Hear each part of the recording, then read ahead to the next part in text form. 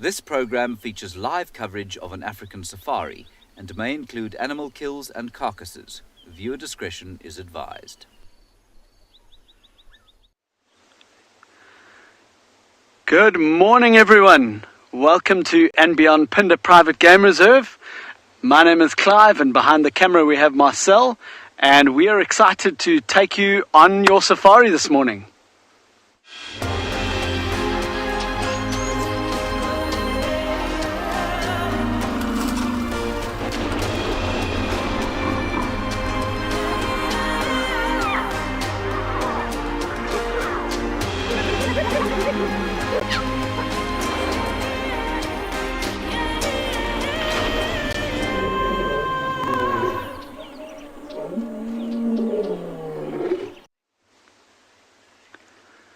Right, welcome back everyone, and as I said earlier, a very good morning to you from andBeyond Phinda Private Game Reserve. And as I said, my name is Clive, and behind the camera today we have Marcel. Now we're out here on a beautiful morning this morning, and we actually did stop here because there were 3 rhinos here, which very rudely ran away just before we went live. But we thought we'd start with this beautiful view out to the horizon there, obviously straight towards the east. So the sun will be coming up around there, and that in the distance, that looks like a mountain range, is actually clouds. And that is clouds over the ocean. The Indian Ocean is just there, about 40 kilometers or so from where we are now. And then just below those clouds, you might see almost a very uneven ridge. And that ridge, which looks quite like mountains as well, are actually the coastal sand dunes. So extremely high sand dunes. I think the highest point is about 200 and something meters above sea level. And then obviously the ocean's just on the other side of that.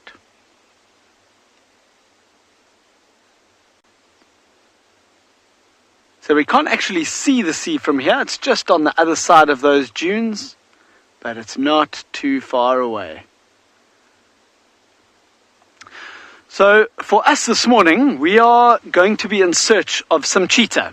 I know yesterday afternoon, Dumi showed you that the mother cheetah with those two youngsters, and they were on the hunt and moving around. So that is exactly where we are going back to. That area is only about 10 minutes up ahead or so. They were very active, so there is a possibility they moved slightly since Dumi left them, but they're not going to move much during the night. They don't want to move around at the same time that lions and leopard do. So this is the time when they're going to start moving. Oh, there's a giraffe. Look at that. What a beautiful view. Look at that. Looks like 2 giraffes, although one has just moved behind a tree. But look at that, behind the giraffe, just out into that expanse of those valleys.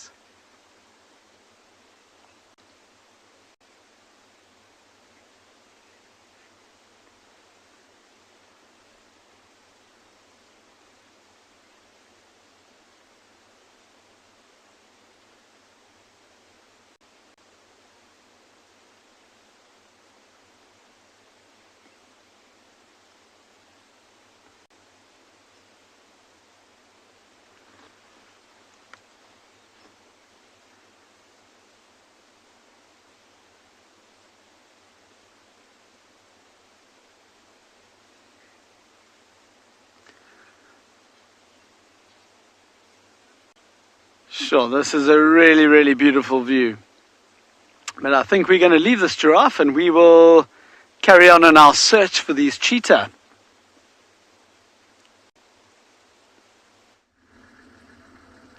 Good morning everybody, and welcome to andBeyond Ngala. My name is Eric, and behind camera is Owen as usual. And I wish Clive all the best in his cheetah search.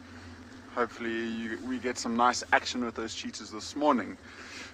I have been talking to Barney and Nikki, and I've been hearing some unbelievable leopard viewing that has been going on down by the river. and I thought there's no ways that I'm missing out on any of this action. So we are heading down into that riverbed to see if we can find any tracks or signs of any of the leopards that have been seen recently. We've just come out into a really nice open clearing, and although the sun hasn't quite reached it, so just to give you an idea, the sun is directly behind us. We're going straight west, and so the sun sometimes hits the canopy of these trees in this beautiful clearing here. But it's nice just to have a quick little scan, see if we can see anything. Surprisingly not as cold as it has been in the last while. And so I'm only down to 7 layers this time. A quick little scan, I didn't see too much going on, so let's actually drop down into the river and see if we can find anything there. And so we're heading straight back into the area where Nikki had those Ross males last night. We might see if they're around, although by the sound of things they had started roaring, which means that they might have started to mark their territory. So there's a chance that they could have moved quite far already. So it might be worth just sticking in the nearby vicinity looking for any tracks or signs of either a young male leopard who's been around recently, or perhaps even a female leopard who's got 2 cubs.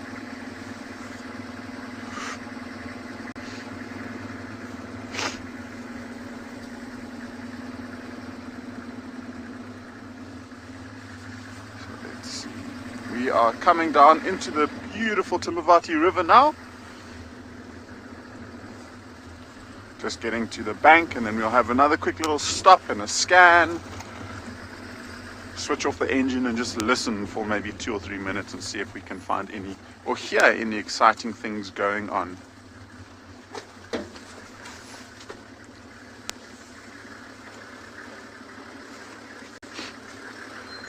Margot, I have been able to follow lions on quite a few patrols before, and I mean it does mostly look like they're walking a lot of the time.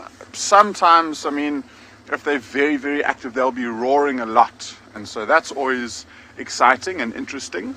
And then when their scent mark is also very interesting, because they walk up towards a tree. So say, for example, this tree over here, they'll walk up to it, they'll turn and spray with their urine. And then sometimes they'll even run up and almost jump up into a tree and rub their faces all over the scent, or all over the tree to get their scent into it. And so that's quite cool. What I find interesting as well is how quickly they walk and how well they know this area. So, I mean, they'll be walking down the quickest route possible. So it's usually roads or prominent game trails, and they know exactly where to go and when. So if the road bends around like that, they just take the shortcut and they cut the loop off and they just walk straight in a straight line. It's always interesting. So we're just about to get into the area where that male leopard was in the last couple of days. So hopefully we'll have some good news soon.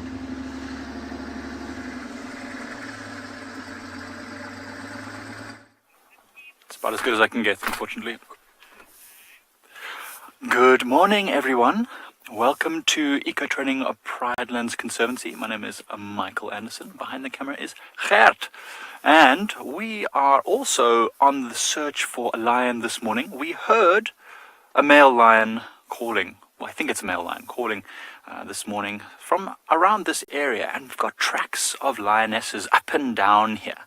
So we are trying to see what we can find. It's nice and cold and crisp this morning, so those calls can travel quite a distance, but we are hopeful that we're going to find something this morning to do with those big cats. Well, we've got tracks anyway, so we're going to keep moving around here. Actually, it's a good idea to stop once in a while just to listen to the bush, because it can give us... Listen. There's a lion calling. It's very quiet. I'm not sure you'll be able to hear it. Okay, so we just heard a lion call from quite far north of where we are. So that's to my left here. It sounds like it's moving away because it was much louder earlier. So he is probably also on a territorial patrol.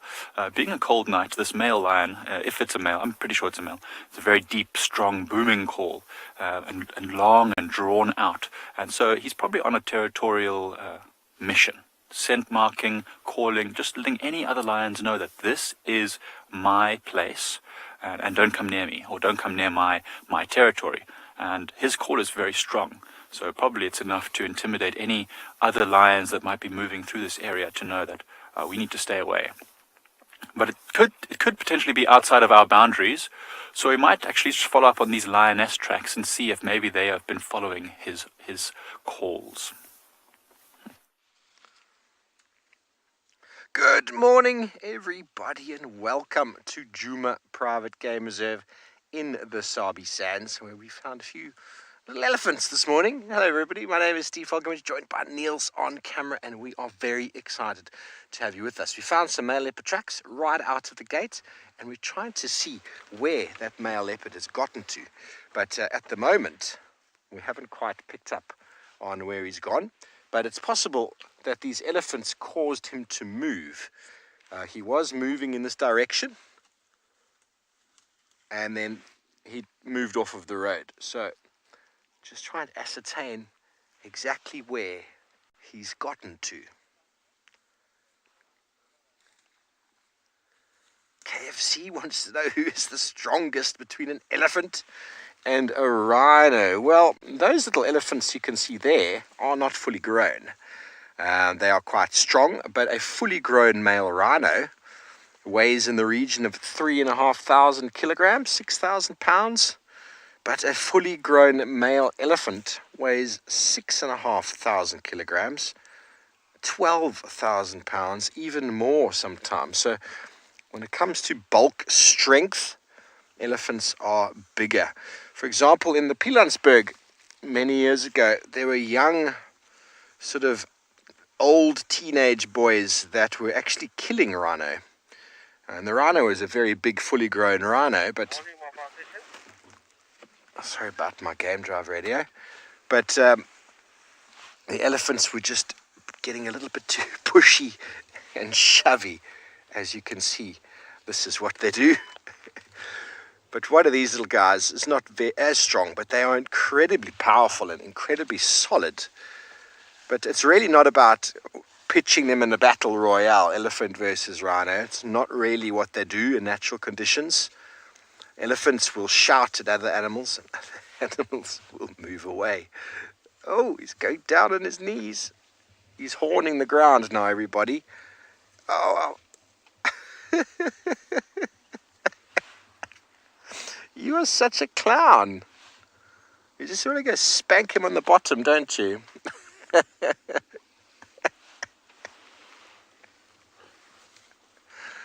Now here comes his friend. Here we go. Knock him when he's down. Oh, wonderful.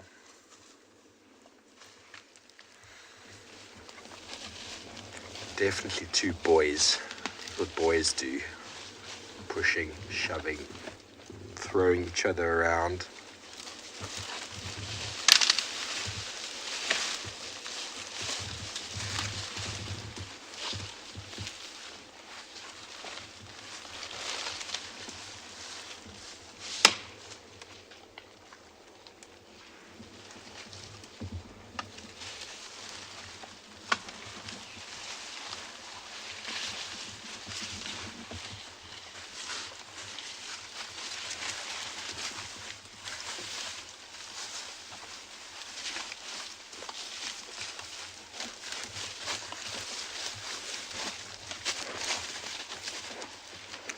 Out into the open now and play with us.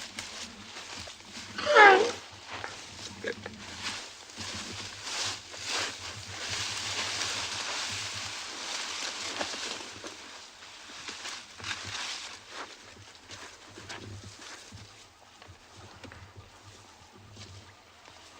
So much fun and games.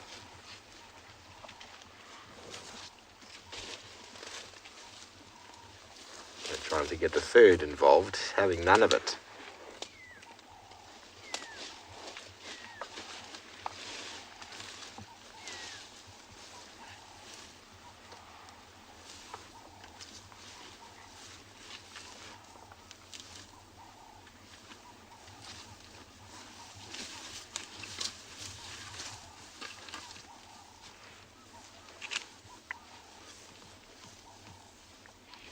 You see, he even shook his head, the one on the left, said, no, I'm eating.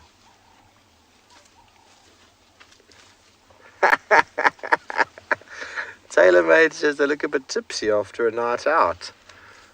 Not possible. Alcohol is banned in South Africa currently. There's no going out.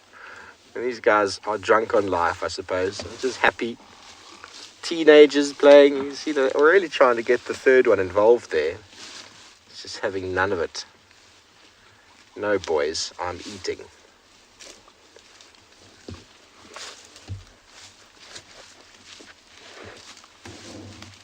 Okay, I'll go back to you again.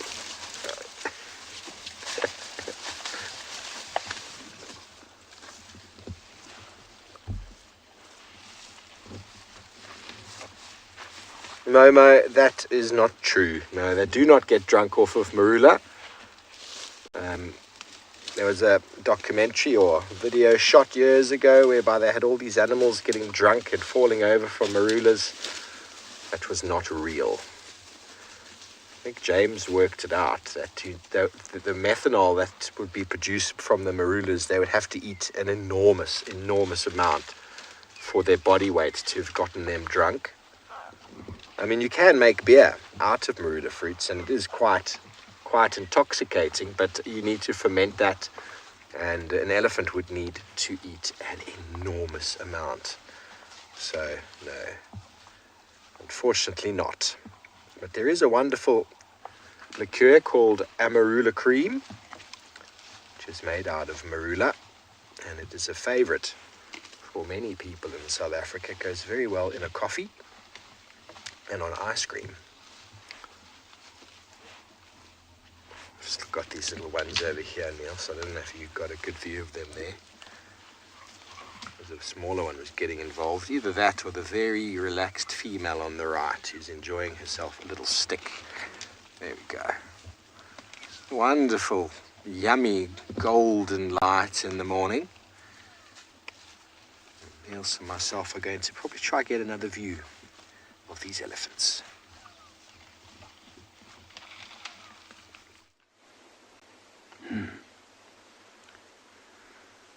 All right.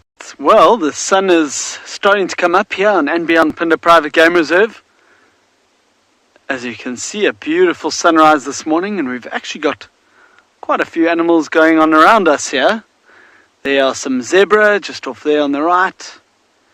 Just a few. I can't see exactly how many. There's a couple of them behind the trees, but I can see two clearly in the open there. But look how that sun around them is just making the grass that golden color. It's really beautiful. And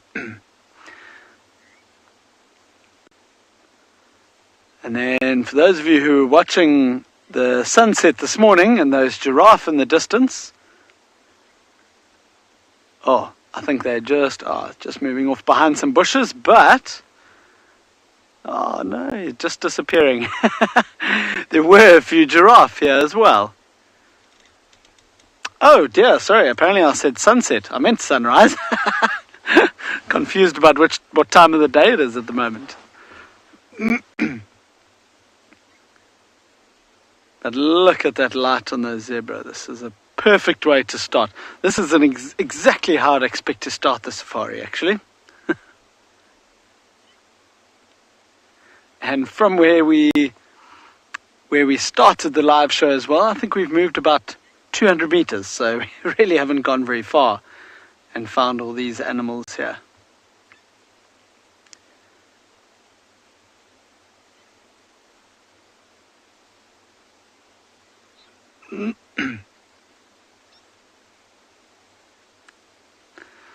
Download. That's a very interesting question.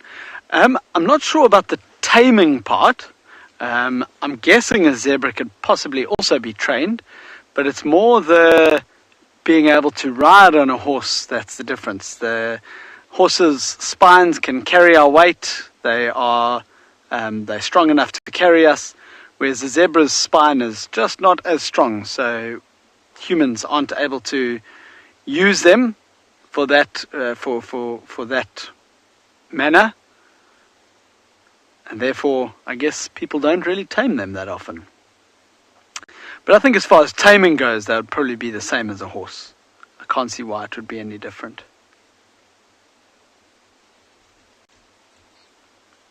So all these animals around us, those giraffe are doing the same, these zebras are doing the same, but they're all making use of this nice early cool morning to get lots of feeding done.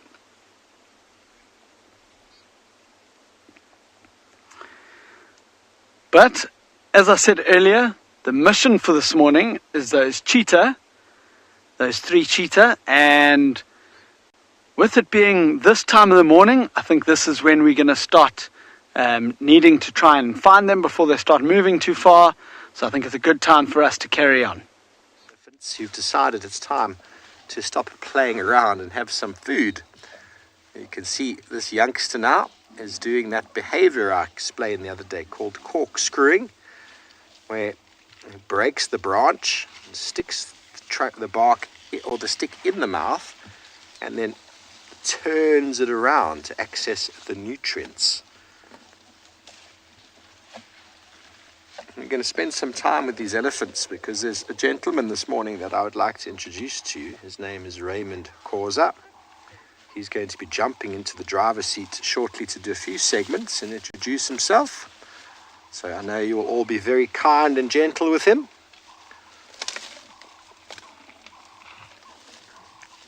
Here's a long-standing guide. And he's very excited in the back seat here waiting to say good morning.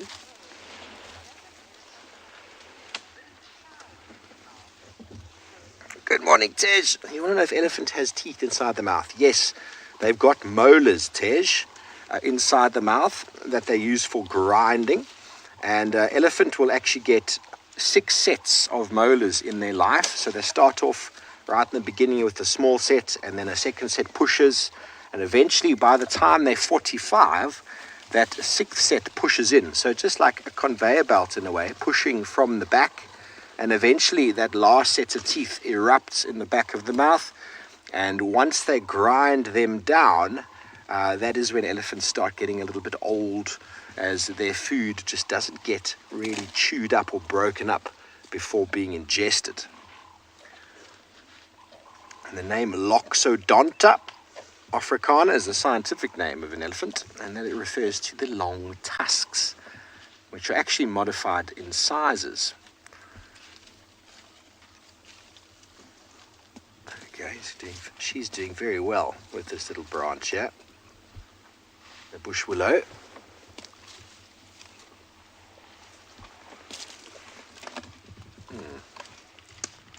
You actually hear her crunching.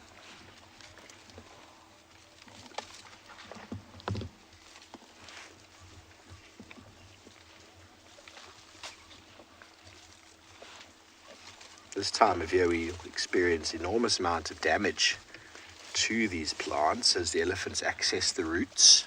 Oh, Nils, we've got a fellow coming to say hello in front of us, yeah? Sorry to change your topic. Coming to say hello with a little stick in his mouth. Hello, young one. Are you going to come walk right past me? You're going to come smell my bonnet? Yeah? That's not a very appetizing looking stick you've got there. Look, guys, I've got a stick.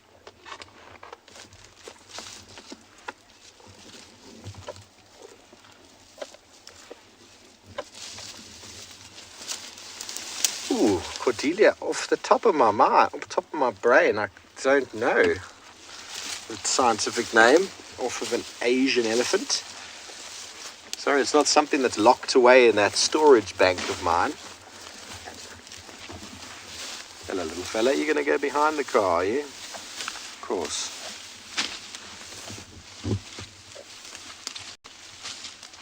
I will look it up, though, for you.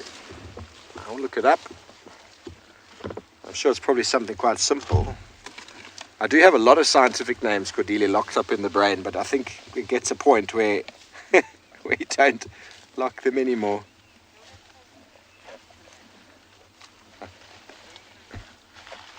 I think Rebecca has managed to search it for me, and she says it's Elephas maximus. That's an interesting name.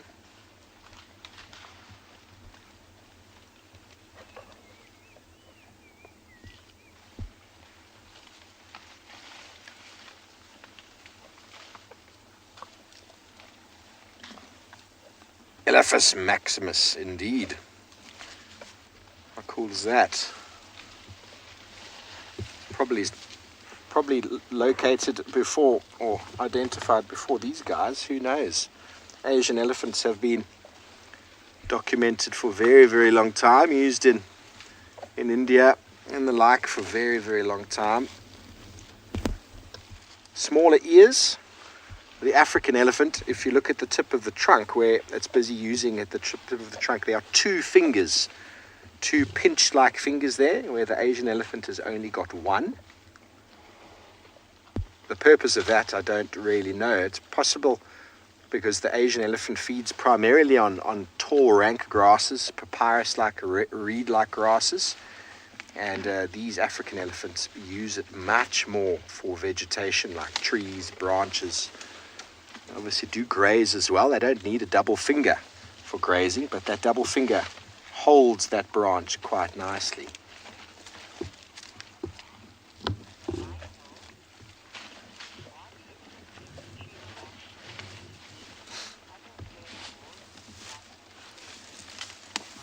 Michael, you seem to think that elephants choose random things to eat. He is not, or she is not being random at all here. She knows exactly what she's looking for. She's ripping up the bark of that, I think that's a variable bush willow. She's destroying, it might be a large fruited actually, destroying that bush willow in search of the bark. So she knows exactly what she's feeding on. Elephants are actually probably far more selective than any of the other big animals. Our small antelope, steenbok, duiker, and the like are extremely selective because of their small body size. They need to be very selective. But large animals have got big mouths. The bigger your mouth, the less selective you can be. A rhino, a hippo, they're like a big vacuum cleaner. There's no selection at all. They just wolf it all in. Whereas an elephant will eat exactly what they need to. Although it is a lot of bulk still, they are very selective, in fact. So there's nothing random about it. Their trunk goes down, they sniff, they'll pick up a forb, they'll pick up a specific fruit, they'll graze very specific grasses. And this time of year, the bush willows really do get a hammering when it comes to elephant damage. So when you come back, everybody, there'll be another gentleman in my seat, a few inches taller, and he's very excited to say good morning.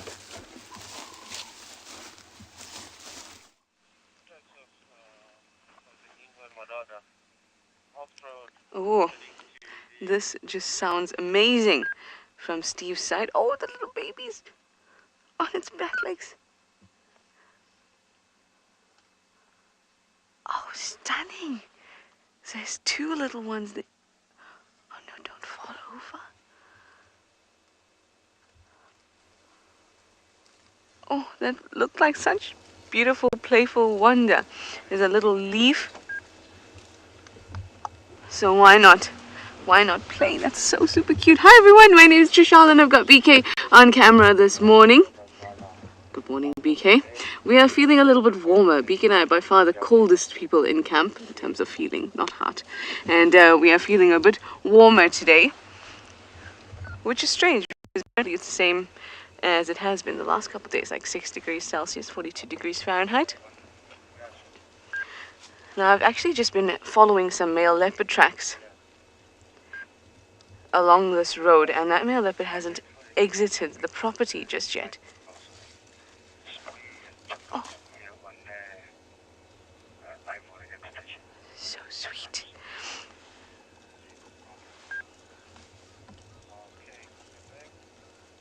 Battlelight, she'd like to know if elephants see in color. Elephants see in a very kind of muted, actually to use the word grayscale is not correct. It's just a very muted, dull color. They see in the way that people who are colorblind may see. So they are dichromatic instead of trichromatic like we are. That means that we have color receptors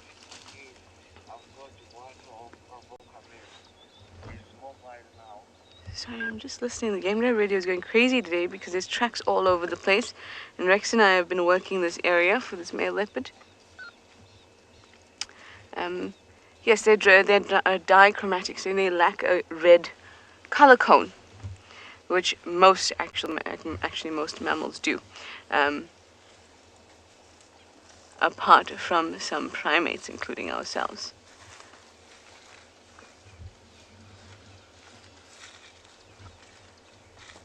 Somebody is coming to say hello. Hello. Hey, hey, hey. You want to say hi to BK? Hey, you want to say hi to BK?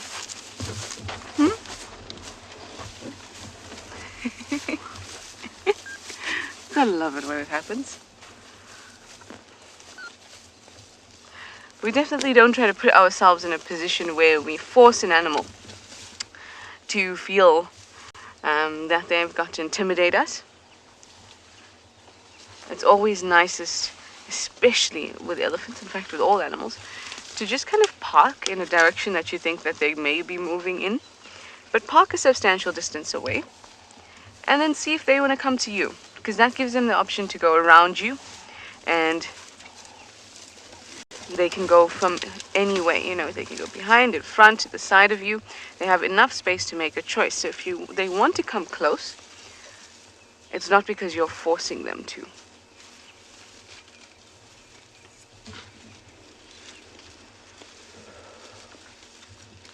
Look at that cutie.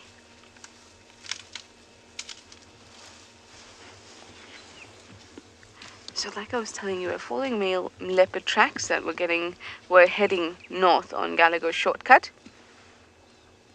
I'm coming to help. And then I stopped at these elephants, and Rex continued through to Aubrey's Road, and he said he's picked up tracks there too. They were slowly going south. I just want to check the one. And I can hear a hyena whooping as well. There's been a strong interaction between the hyenas and this leopard, because we can see their tracks all around, so there possibly could be a kill. So going down Aubrey's Road would be a really, really, really good place to have a look. In fact, the whooping that I'm hearing at the moment is coming from Aubrey's. So I think that we should go on ahead, see if I can get past these ellies, and see if I can find you.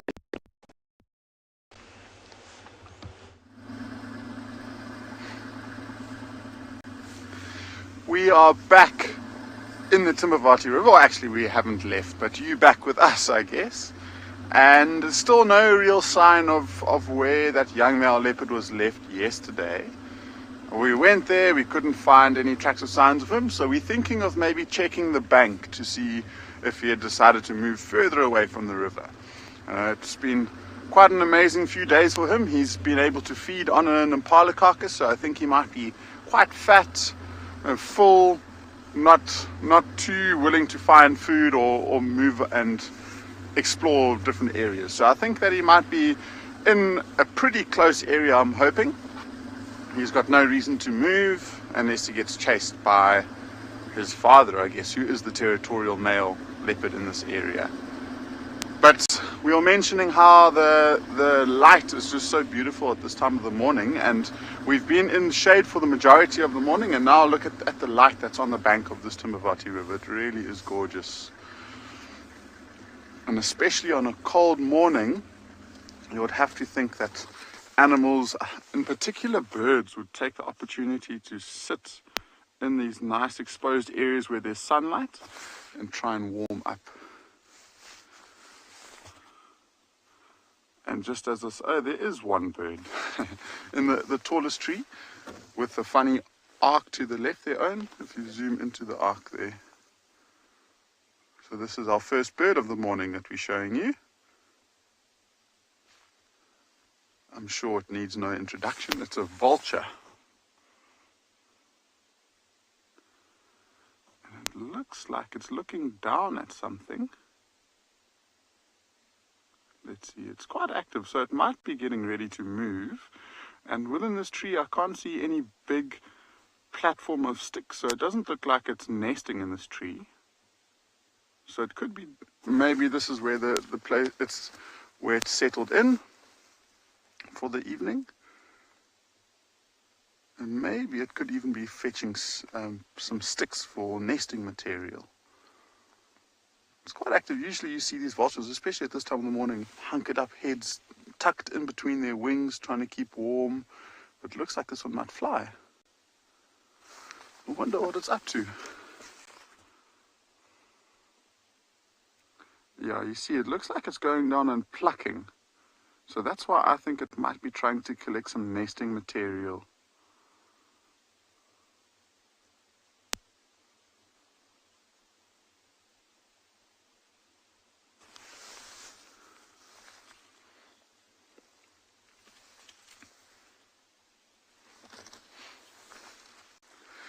So Seychelles vultures generally breed within the winter months, and so they've got these nests along the river that they'll use, and they will start giving birth or laying eggs, not giving birth, at around about between June, July, August, I guess.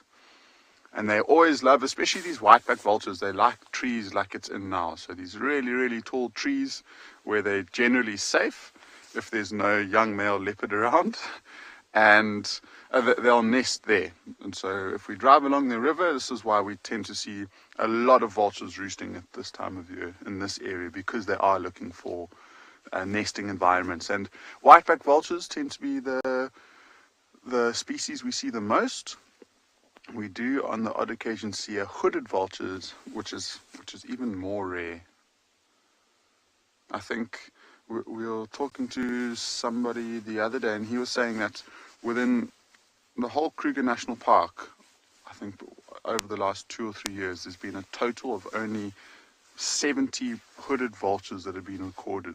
Hooded vulture nests, at least, that have been recorded in the Kruger. And we, within this 14,700 hectares, I think have seen 2, or at least 1, and then a hooded vulture carrying nesting material to another tree. So we suspect that there could be another one around.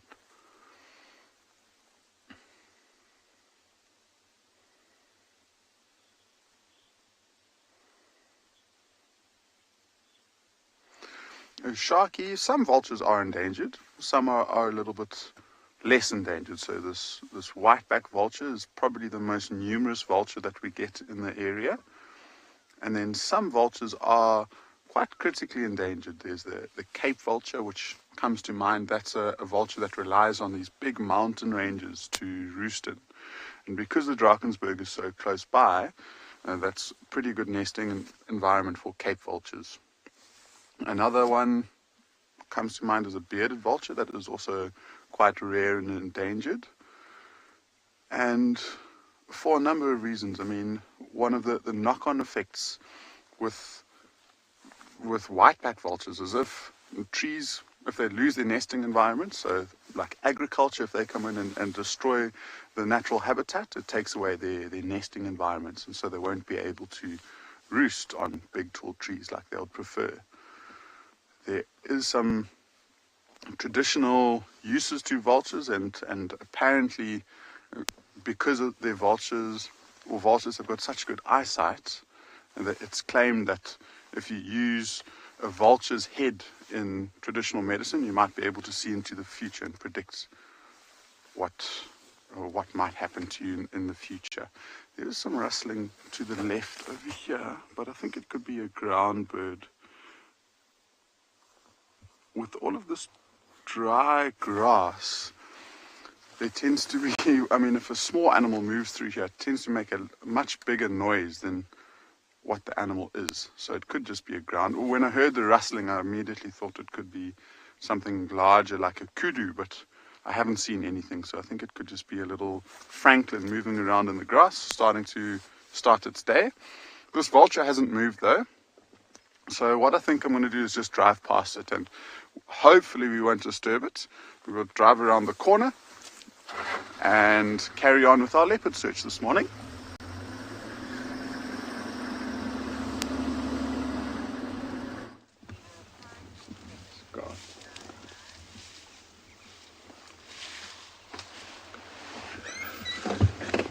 Good morning, everybody. My name is Raymond.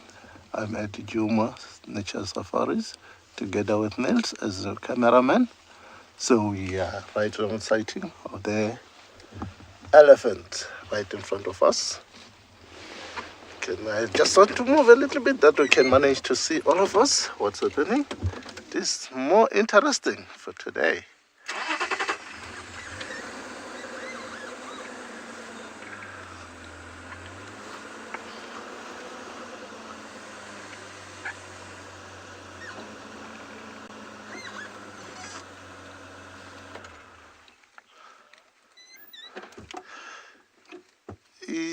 Definitely, General. It's not easy for the elephant. They have got a rough skin as well, and their molars are very strong, and their teeth as well. Sort of like a trimple on its tongue. So it's not easy that they can be stabbed by the thorns. So, and they also like the thorns, the thorn tree, because mostly they are sweet. So that's why they go for it. And they also have got the layer, which is so-called a conjum layer, which is most thorn tree, they do have that conjum layer, and it is very good for them.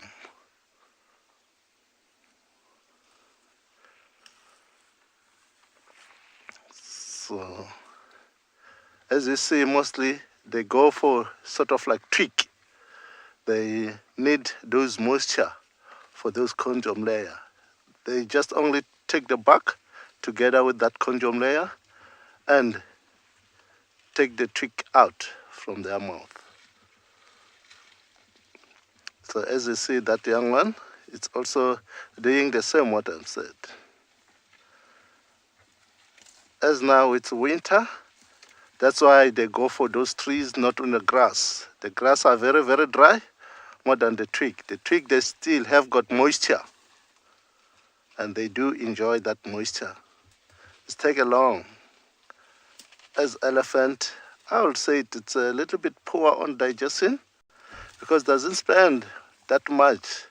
They don't finish all the food, they just chewing, as they have got 6 pairs of molars.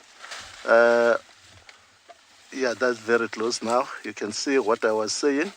They did take all the bark. It's just only that small twig that's going to throw it away. They take all the bark and they eat it, and then you see it's thrown away again. That they take all the nutrients, what they need for.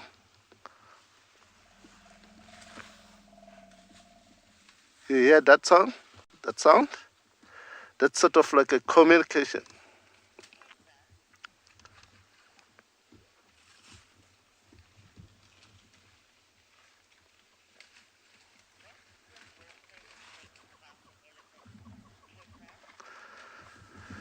A t-shirt, favorite thing for elephant for me, I would say it, because the elephant, they lead by the female one, and they also have got a difference with a human being with 10% difference.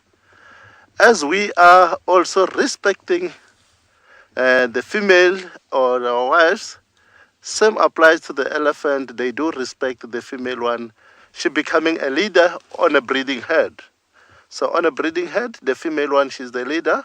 And evenly at home, the mom at home, she's the one who controls everyone at home. So that's why I say it that most I like the elephant.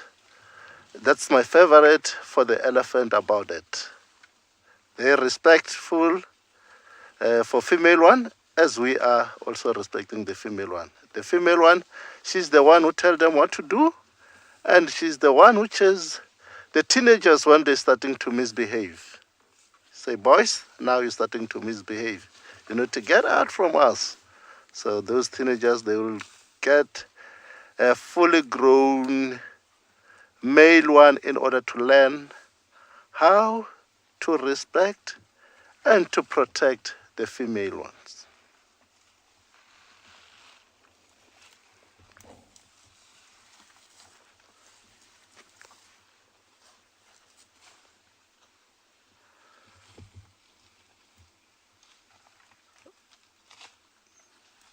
So if you look at this one in front, it's trying to take that, it's sort of like a hand. That hand also have got a smelling.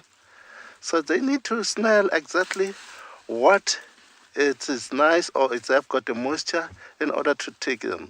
You can see it's kicking to open the space to get exactly what they need.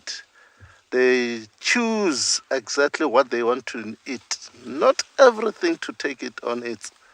That's why that hand, it's also have got a smelling to take exactly what they need.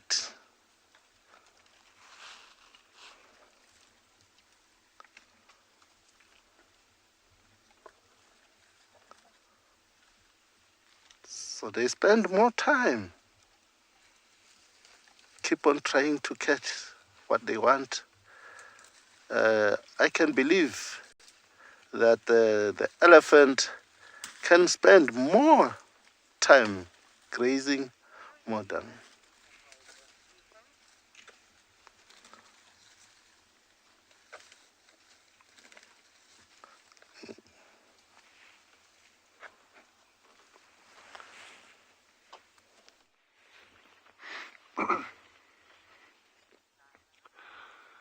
Good morning, everyone. I'm running out of superlatives here, but it is just a absolutely magical morning out here at Tswalu. It's not cold, and it's a great morning from Genre and myself, Dylan. It's good to have you all with us. It's just a beautiful day out here. And we got a nice surprise this morning when we came past this dam on the way up to the meerkats. We saw, there looks like an odd-shaped log lying at the edge of the water. Turns out it's not a log, it's actually a kudu bull that has been killed by something. I've no idea. Maybe wild dogs, maybe spotted hyenas, lions, I've no idea. But there's a whole ton of jackals on it. There were 7 jackals here just now. These are black-backed jackals. And they've been feeding full on that.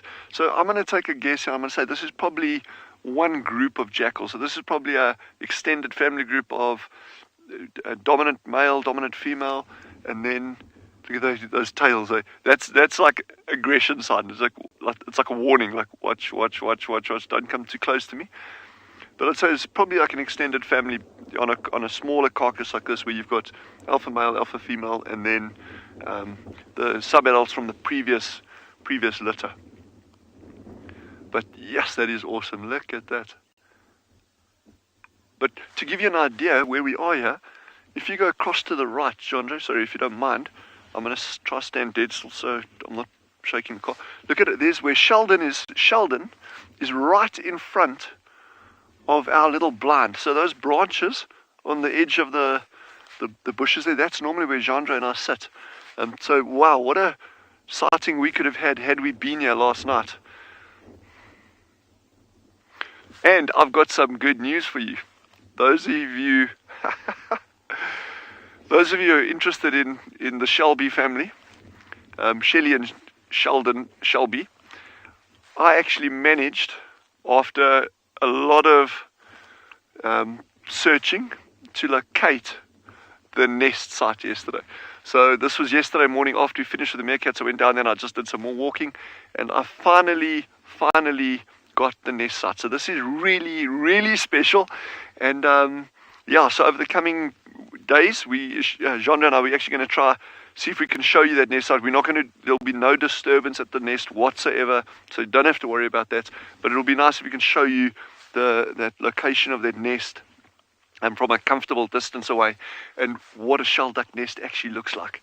But anyway, so that's really cool. So you can see where the kudu is, where we sit normally, and maybe even this afternoon we'll come back here and just spend some time here this afternoon then.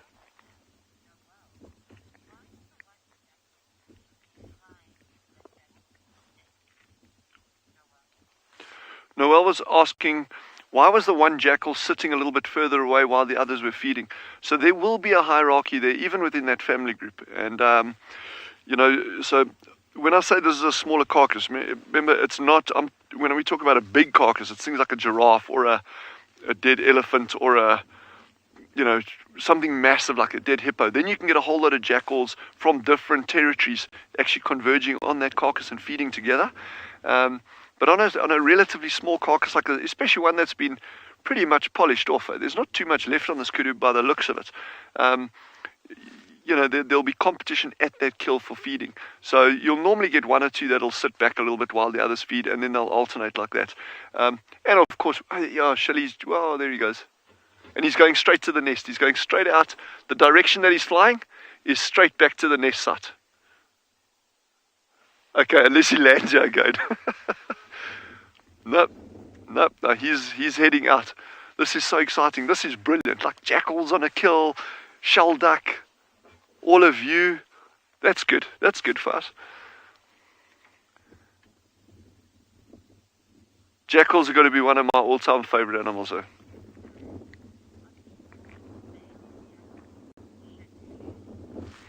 Shadulu has just asked, are these all male jackals? I don't think so. I'd be very surprised if it is an all-male group. That's not typical of jackal behavior to get a group of males moving around at all. You'd normally have mixed. But it's obviously not easy to see from this distance and at this angle. One thing I can say about those jackals, after I was in the dam the other day, I'm impressed that those little jackals are in that water because, geez, I don't know, if someone floated a nice, delicious pizza in the middle of that dam, I don't think I would wade in to go get it. But clearly the jackals have no such compunction. The one on the far side of that kudu is actually standing almost waist deep in the water.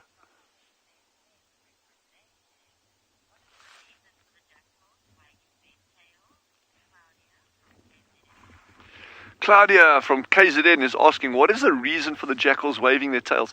That's really it's just a warning to keep distance from me. In other words, when they start getting a little bit grumpy with each other, they'll start doing that.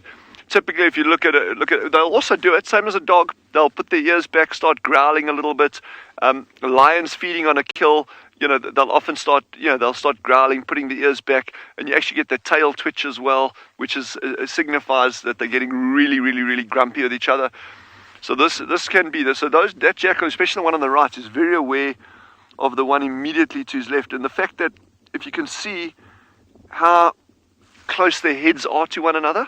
So as he's feeding, he's got this other jackal, like probably like a foot away from him, like I'm right here. So it'll be constantly just triggering that little impulse to like give a warning flick of his tail. Yes, this is such a lovely sighting. Well,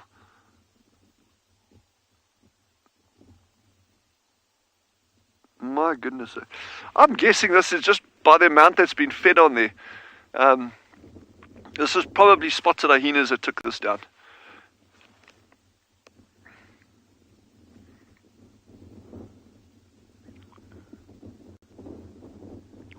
What a crazy sighting for so early in the morning. Just come past you on the way to a peaceful group of meerkats with a little cute pups, and then you get this.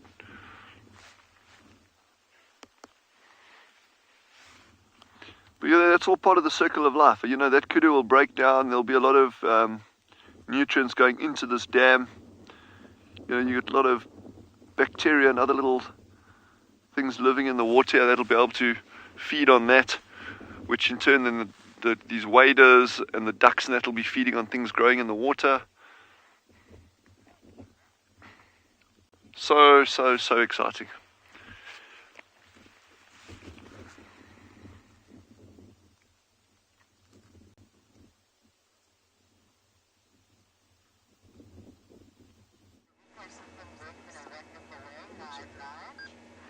We have managed to find a mating pair of lions.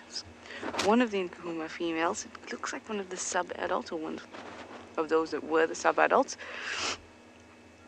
But I can't be sure because she hasn't given me a look. If you know, please do tell me using the hashtag WildEarth. You can see there's lots of grass in front of her, and there's another game drive vehicle behind her. So please just do excuse that.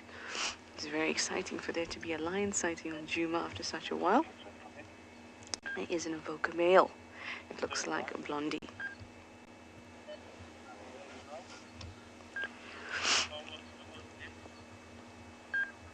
So lots and lots of things going on. We've been following up on those leopard tracks, and we got called to Chitwa, where Sabi's cubs are still, and in this mating pair as well. So lots and lots are going on. And I'm just thinking, imagine more in Kahumas. That'd be wonderful.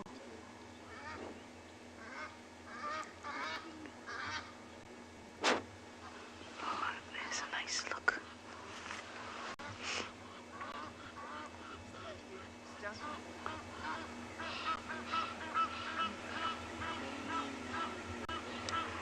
You know, these last couple days we were saying the bush is so quiet. Well, today it has really livened up. Lots of sounds, birds alarming, Egyptian geese calling out.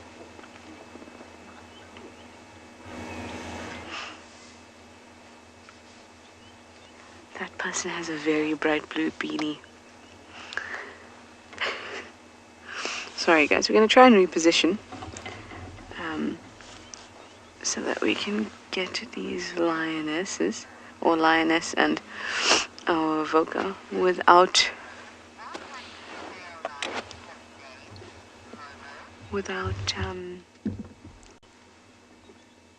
disturbing everybody. We'll need to move around, but we will soon.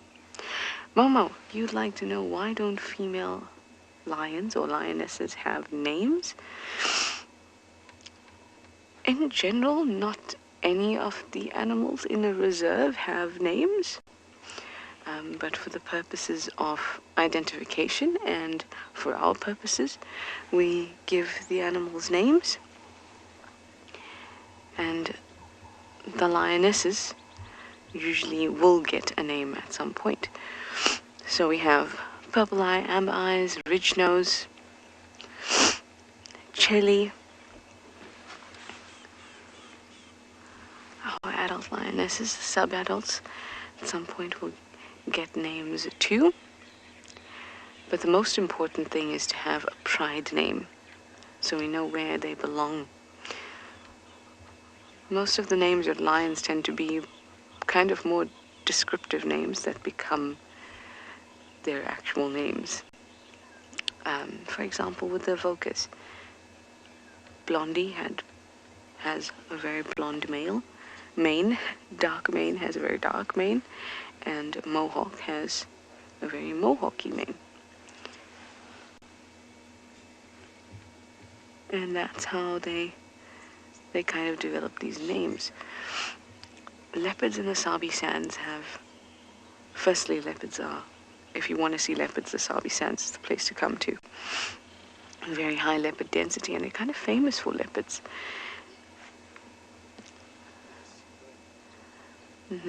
There's something about them. It's almost as if they're like a giant panda or any other flagship species.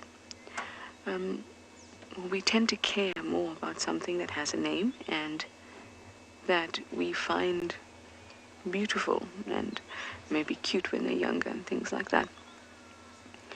So because it seems to be the Sabi sands like thing that they're famous for, and also it became something that we spend a lot of time with, and so leopards have gotten names.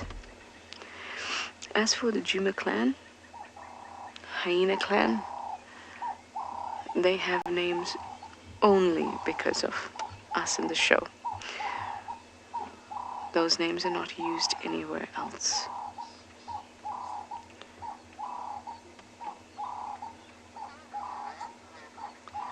Isn't she just beautiful? Apart from her blue beanie pimple on her neck. Well, we're going to try and reposition. Hopefully we'll get a much better view. Things about a safari is every now and then turning off the vehicle, getting out the vehicle, and it's nice to be able to hear what's going on around you, and it's always nice to just get a feel of the bush rather on foot instead of in the car. So I've decided every game drive I'm going to try and find something off the vehicle that I can walk out and find and do and talk about to you. Anyway, today, while we were coming up this road, Marcel even said, like, what is that smell? And it was a very strange smell. And the first thing we spotted here on the road was a really big track. Now there's the back of the track over here, there's 2 big toes on either side, and there's another 2 big toes out in the front of the track here. So there's 4 toes, and what this is a hippo. Now there's a whole lot of these tracks all coming down the road here. There's a watering hole not too far away, and we actually heard the hippos just now in there. And then also quite an interesting thing here. You might see all this darker color all over here, and even up into the trees. I mean, look at these leaves, they're still completely wet. There's like grass and all sorts splattered all over here, all the way in the road as well. And I don't know if you've ever seen a hippo doing it in the water, but what they do when they defecate is flick their tail from side to side in a mad way, and it just kind of flings the dung all around the area. And as you can see, it's, as I said, all the way up in the leaves there and spread all the way to 3 meters away from here in the road. There's some. So they flick it really, really far. But it's all just part of their, like a territorial thing, marking a bit of their territory. But I thought it was quite an interesting thing to show you this morning anyway. So we've been searching for these cheetah now for quite a while. Been driving around and checking where Djuma left them yesterday, and checking around the whole area looking for any tracks, and we haven't picked up anything yet. So we're going to carry on, and we're going to give it our best shot this morning. But it's really nice just exploring. It's really nice just to explore this area as well. And the best thing about the bush is that you never know what's going to pop out in front of you. Sometimes sometimes you see the most crazy things just by driving around and checking for anything. Surprise you, and this is exactly a good example of that. You know, we came out this morning expecting to do maybe a little pretty scene and tell you about Shelby family with locating their nest site this morning, and we get here and here's jackals feeding in the water on a kudu. I mean, this is just unreal viewing. And what I'm loving about it is, you know, so often at kills, people are so engrossed and so focused on the larger predator that's there, whether it's lions or a leopard or a spotted hyena, things like that. But these little guys are past masters of survival. They've been around for so long, and they persist in areas where other larger predators have been eradicated, and they are just so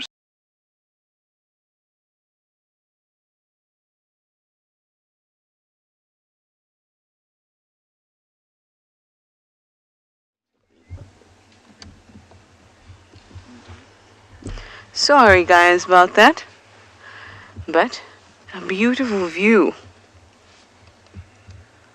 Anyway, isn't that nice? Now I'm trying to figure out who this lioness is, and I have a feeling it is one of either the sub-adult females, because look at that neck. She's a really healthy and really pink nose.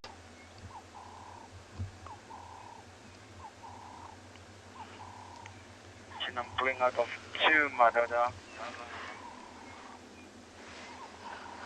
Oh, look at her pose, look at her front paws. Stunning, absolutely stunning. Aren't you just so poised? Gorgeous, gorgeous lady.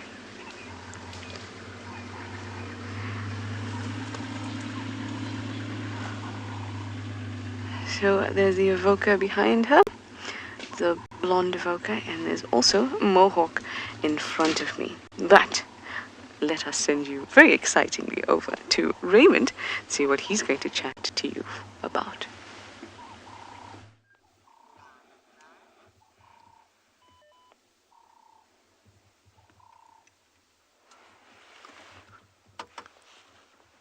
Good morning, everyone. We've got a little bit nice bait in front of us, which is called a long-tailed shrike. We have got lots of differences of this shrike. It was sort of part of hunting. It's just laying down in front of us. Flying a little bit that side. This shrike, it's called shrike because when they catch something, they shrike on a thorn where they can reserve their food time and again. So, if according to those shrike, they are very, very birds which are very, very clever and they know how to save their food most of the time, and they are hunting by the eyes. Exactly, they go and catch that food and then strike on a thorn. Later on, they come and take the food and they eat if they are full. So this is also one of the shrike, which is so beautiful and lovely. Okay.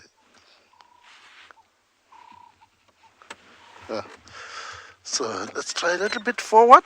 Maybe we can manage to get again.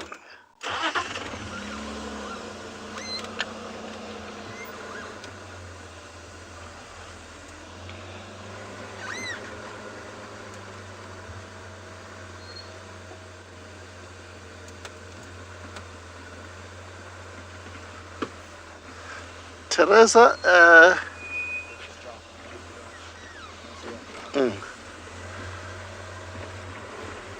there are not really, it's only the birds mostly, they can shrike. The other animals, they just dig inside, like a hyena.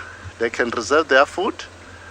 They're taking straight to their hole if they are full, where they can manage to eat again.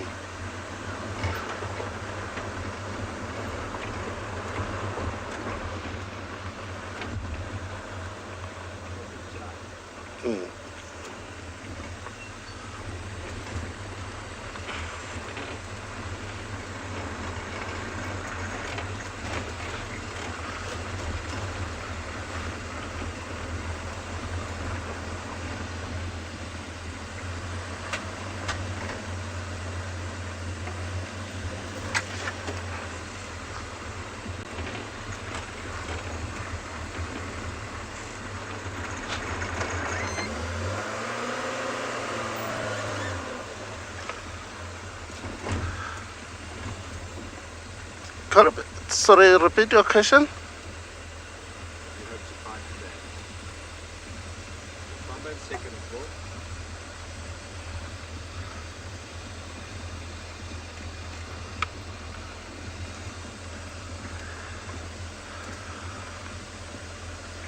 At this moment, we're still trying to relocate the female lion, the female leopard, which we saw the footprint earlier on. We're still trying.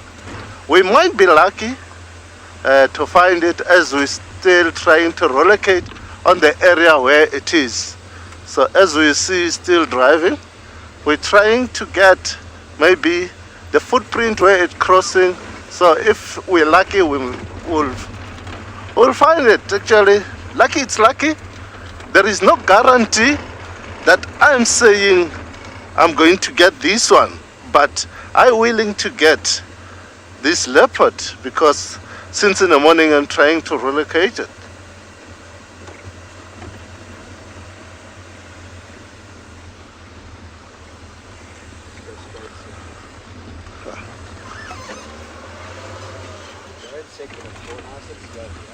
Okay.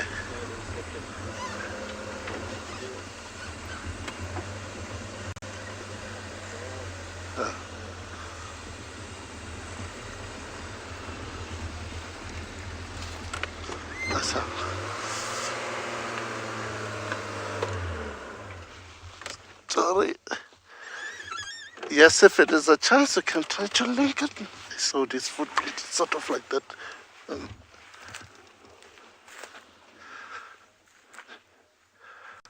No. It's fresh, but it's more Amazing. Okay. Link the lioness. Okay.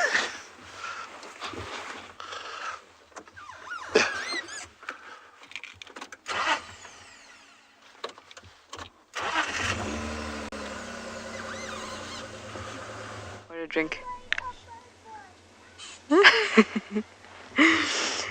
This lioness, I think I may have an idea of who she is. I think it might be Purple Eye's daughter from the 2016 litter. Let me know your thoughts. I've always had trouble with the sub-adult females because they're not as recognizable as, say, Amber Eyes or Purple Eye or Ridge Nose. They've all got quite distinct features, and we don't actually see, or rather we don't, which is our fault and my fault, don't focus so much on the sub-adult females, or who were sub-adult females rather.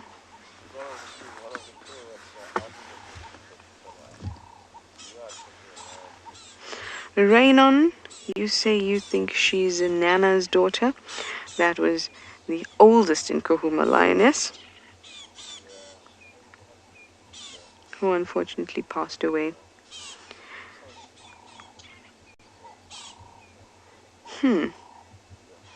I definitely think it's one of our adult lionesses' cubs, or, I mean, they're now adults, but who we still call the sub-adult lionesses.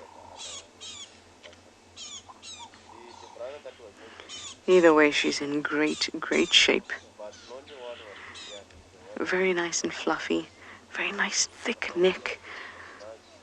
I don't know why, but for some reason that thick neck does something for me. It symbolizes something for me, because there's so much power to be had taking down kills when you have muscle, this dense muscle and thick, stocky limbs that are still very, very agile and nimble.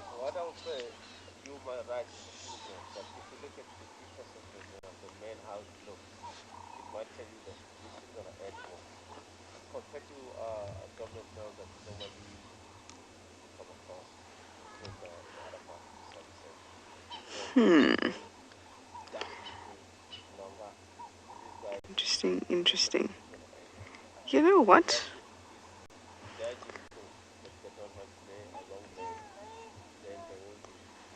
Perhaps Nana's daughter is not a bad shout at all. I'm just looking at these ears and I've been thinking, I know this shape. This one on the right ear there, that little kind of scoop.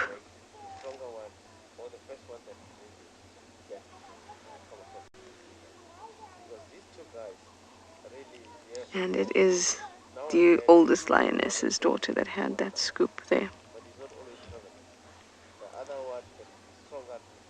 She also used to have a little patch on her nose, but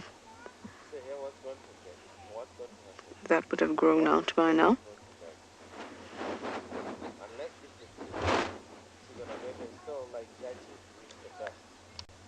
She would also have been a 2016 baby,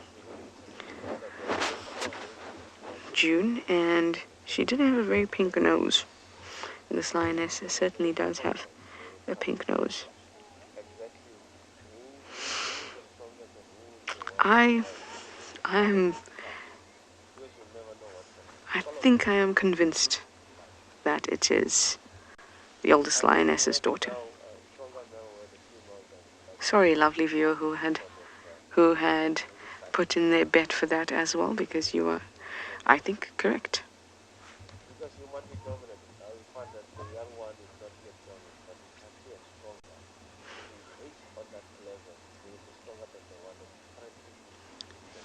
So I know we still call them the sub-adult lionesses, or the Nkuhuma sub-adults, but really they're adults now. 2016, 2020, 4 years, and by that time they're independent and sexually mature.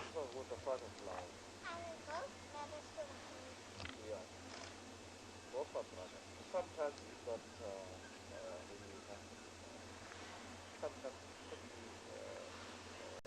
males, young males that you kick out in the same time. Pia, you'd like to know if lions will hunt animals when they're sleeping. When the animals are sleeping? I would hope so, because not when the lions are sleeping, they tend not to hunt because they're asleep. But I get what you mean. Animals out here don't sleep in the way that we do. So they don't have a set time where it's their time to sleep. And they will never be in a situation out in the open where they will be asleep and will not be able to kind of pay attention to what's going on around them. So there's a couple ways that will happen. Say a lion wants to hunt an impala, and the impalas are taking this opportunity to nap. They would nap only in an area that's open, where they can smell for a great distance, hear for a great distance, and see for a great distance. An area like quarantine. Apart from that, an impala is a herd animal. In fact, most of the animals that they hunt are herd animals. That means that they live in a group, so they will never all be sleeping so that they're left unprotected. There will always be one, if not more, that are alert. So none of the animals that they actually hunt have the opportunity to be ambushed when they are asleep. In fact, maybe perhaps a giraffe is the only one, but they sleep very, very little in a day.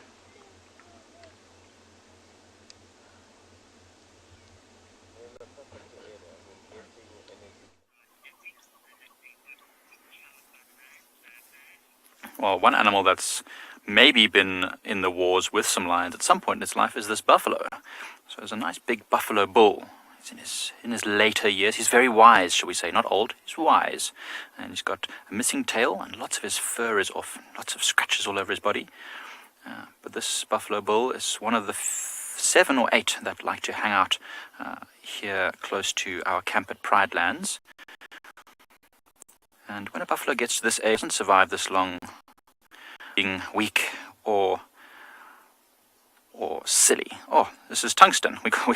We've affectionately named this one Tungsten because he's got a little tongue which sticks out of his mouth all the time. And yeah, as you can see, the boss on top of his head is smoothing with age. His fur is thinning, as it happens with these old boys. But very, very tough. The lions would really have a tough time trying to attack this buffalo, even though he is very wise, not old, wise. It means that he's probably deaf in the past. And he's got his buddies with him. There's 7 or 8 of them, because they can no longer really follow the herds that are on the fall, but it's not so easy to cover long distances anymore with these big, heavy bodies and their old joints. So they stay close to where there's water and some food. As you can see, they're still formidable, though. Powerful shoulders. Really stupendously large animals. Sometimes over 800 kilograms. That's muscle. There's no fat on that body. That's pure muscle. So even if a pride of lions tried to catch this buffalo, he would fight, and because his life would depend on it. And often we've seen it before, when one is in trouble, the others will rush in to help. Buffaloes are well known for that. They're very, very good at defending each other from the lions. Well, while we watch these buffaloes and see if they get moving anywhere, we'll send you back to the lions.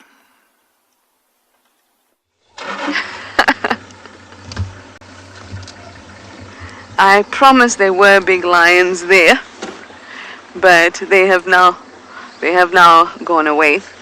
They have now moved off towards Twin Dam, so we're going to go follow them. In fact, you just caught the tail end of that lion, if at all. Right, let's try and follow them. Something really interesting happens, and it happens quite often when you have multiple males following a female, and that happens often. where he actually, the male that was not mating with her at the time, actually went and sniffed the area where the mating pair was sitting when they moved off. And that was his way of, see, he doesn't just run and try and squeeze his way in. He first wants to get the smell, phlegm and grimace a little bit, and figure out her condition. Because, you know, just because one mates with her doesn't mean that she's in a good condition for him. I mean, usually it does, but he still goes and checks it out. There he is sitting there. We can have a brief view and then I'm going to go over to them mating.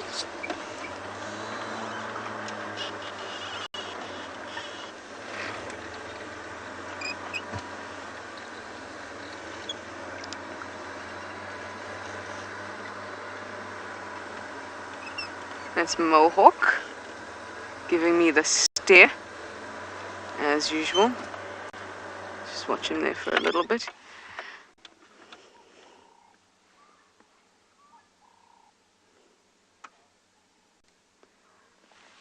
And the lioness is walking up ahead of us.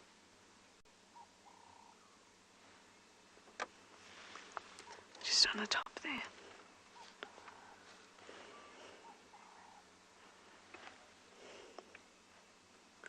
Gorgeous. I haven't seen lions in such a long time and I've missed them so much, especially these Avoca boys.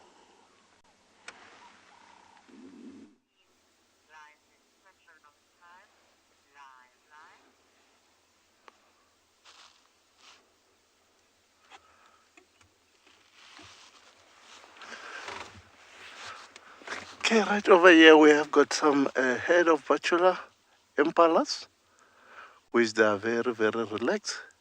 All of us, we know that the impalas, they are always trying to protect themselves against the predators. They are very good eyesighting. If there are plenty like this, it is also an opportunity for them to look around and to see if they also have got a young teenagers, which they're starting to becoming a fully grown one. So impalas, I would say, it's the most favorable for all other animals, for the predators. They are very, very, all the predators, they can win on the impalas.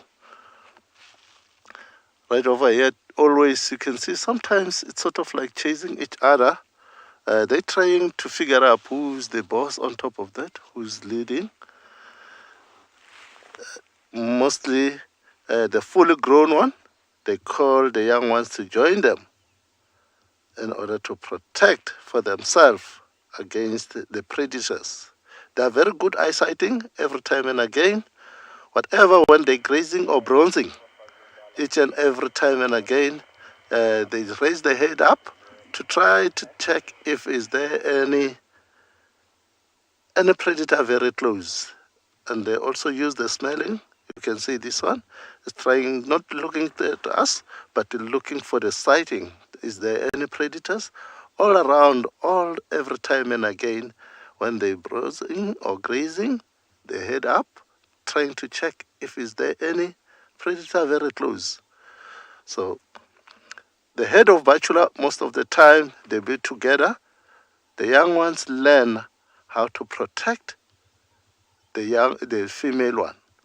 Most on the head of impala, the female one have got one male one who is dominating or is the winner, who protect all of them, who doesn't have enough chance for browsing like this one.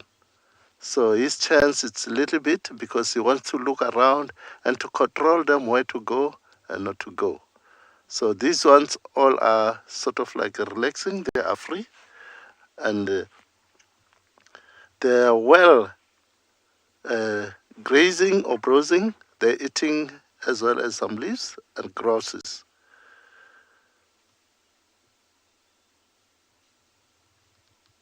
As you can see them, hold down a little bit. Yeah. They're also very good on hearing.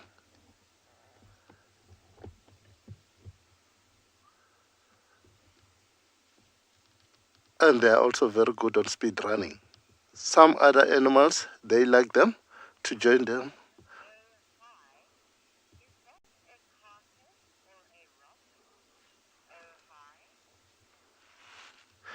It is a log.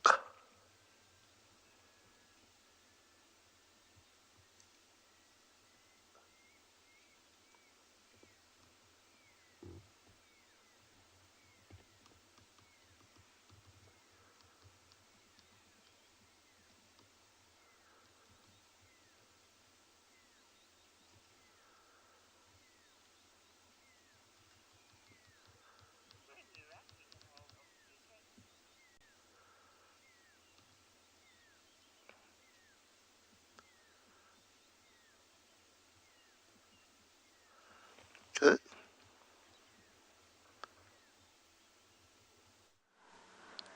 So our lions have crossed south and they are into Little Gowrie, but we have this awesome view of the two Avoca males, Blondie and Mohawk male. And there's the lioness. I'm quite sure it is the oldest lioness's daughter, born in 2016, walking off. And these two Avocas following.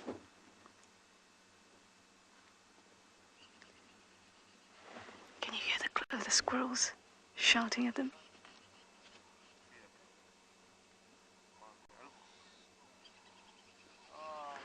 Off they go. And Kathy, you'd like to know how we tell how old a lion is? It's not the easiest thing, but there are a couple things you can look for. Obviously, the spots on their belly. They tend to go away between a year and 2 years, but some adults will still carry them into adulthood. The spots that they usually have on their bellies. Manes for male, that's a good way to start. Those manes will start to grow as kind of like a bit of a beard, like a chunky beard, around a year. Actually, just even, like you get this, I can't describe it any other way except like a beard. You're not going to think it's going to become a mane. But even if you look at ridge noses, cubs who are now a year old, you would see they've got this bit of chunky chin going on. And that's like the start of their mane. And then within next year, they'll actually start to grow a bit of a mane. And then you can also look at the nose. The pinker the nose of a lion, the younger it generally is. But again, it's not really a hard and fast rule. The best way to know is to keep tracks of families and actually know when these cubs were born. Apart from that, you can look at condition. Older lions tend to lose condition. Their teeth can get quite damaged. Their gums can get quite dark. So those are things to look out for too. But other than that, it's not a very, very easy, hard and fast thing. But our lions have moved, so let's go and find something else to show you.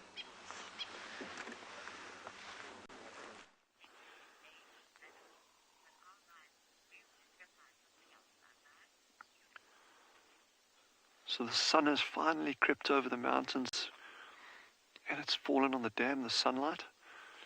So we've had some interesting jackal activity. This one has been feeding like crazy on this kill. The single one has stayed, the others have moved off. They've been lying around the area just behind the bushes out of sight. There is a second jackal coming in. You can just see him trotting past there in the distance. It'll be interesting to see what this one does when the other one approaches. There's another one coming in from the far left. You can't see it, it's out of frame, but it is approaching this kill. So watch this one now with the tail wagging. Look, you see?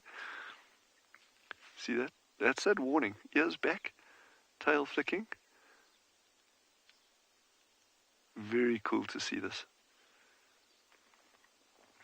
And we also have a giraffe. Just been moving around to the left-hand side. He'll pop around just now. But I'm loving this light on these jackals. Wow. And what I said earlier about it being one family group, I'm starting to think now the fact that some of them are really keeping their distance. They tolerated, when we got here, there were about 7 of them on the carcass at the same time. So that would probably be that family group. But now There's others that have been coming and going, but keeping their distance. And that could be, those ones that are keeping their distance, those could be jackals from another territory that are moving into this. Their sense of smell is acute. So, I mean, they would come in from a long way. They could come in from 2 kilometers away easily to get to a carcass like this. Watch this. This might be fun. Watch. Immediately that warning tail. And see, the one that comes in is almost like half crouched, tail down. Look. That actually looks like a youngster. That is a youngster. When I say youngster, I don't mean a pup, but it's probably a sub-adult. But look at that. Look. Ooh, nice. Oh my goodness. Okay, that is easily as cute as meerkats. You got to admit, come on. And unfortunately, our mic can't pick it up, but they're making the most beautiful, soft growling sounds. It's almost like a...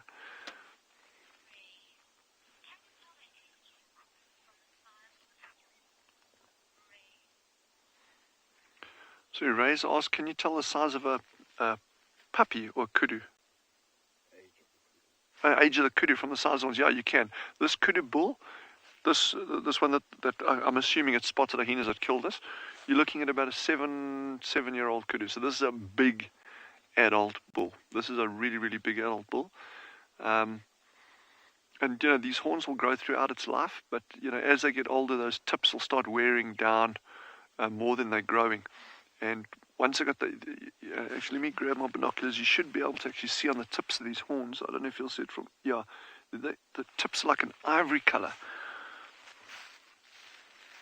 Just on the like the last 1.5 inches, 2 inches on there. They're this beautiful ivory color, and that's also, you get that on the really big adult bulls. Wow, I would have been blown away to see what went on here last night. Jean and I were just chatting here. What was it? You know, we're not going to go closer because we don't want to go disturb what's going on there at this kill site. We're sitting at about 50 meters now, 45, 50 meters. And, you know, there's going to be just so many.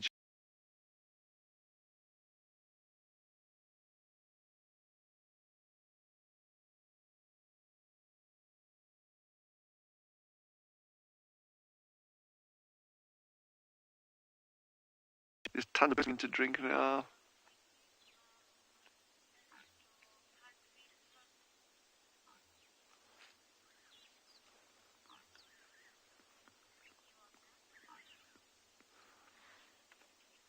Yeah, so apologize. We just had a brief frozen feed there. Oh, I'm loving that action there at the carcass.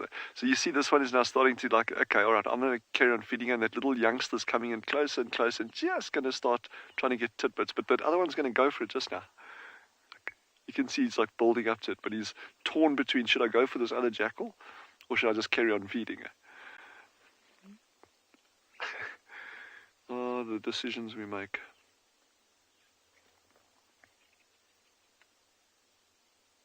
Oh man, this is so beautiful, this light.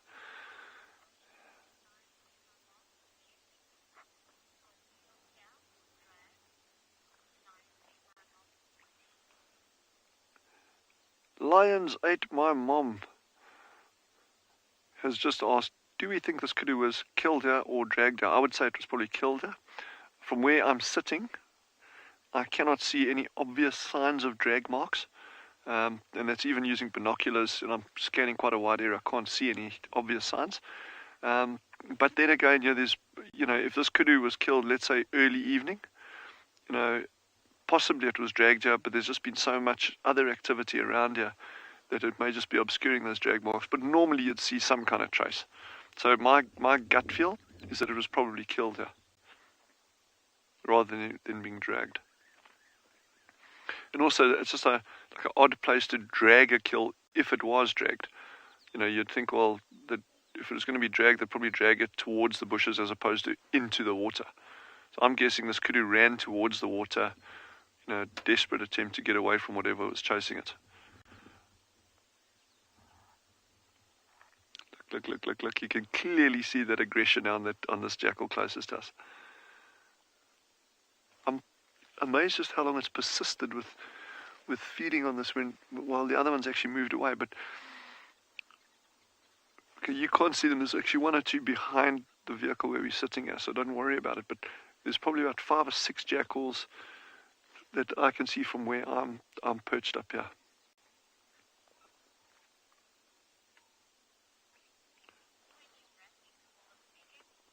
What a beautiful sighting for the morning, eh?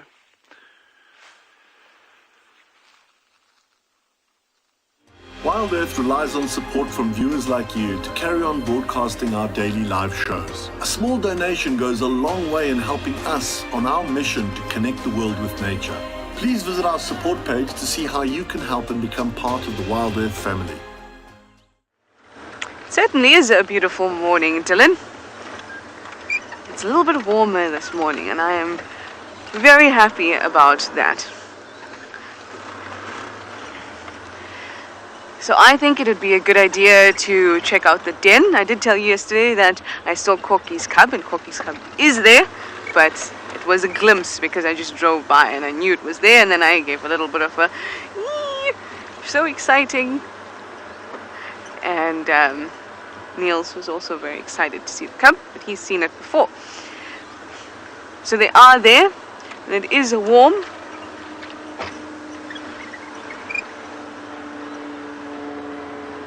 So perhaps they'll be out and about. But before that, I want to check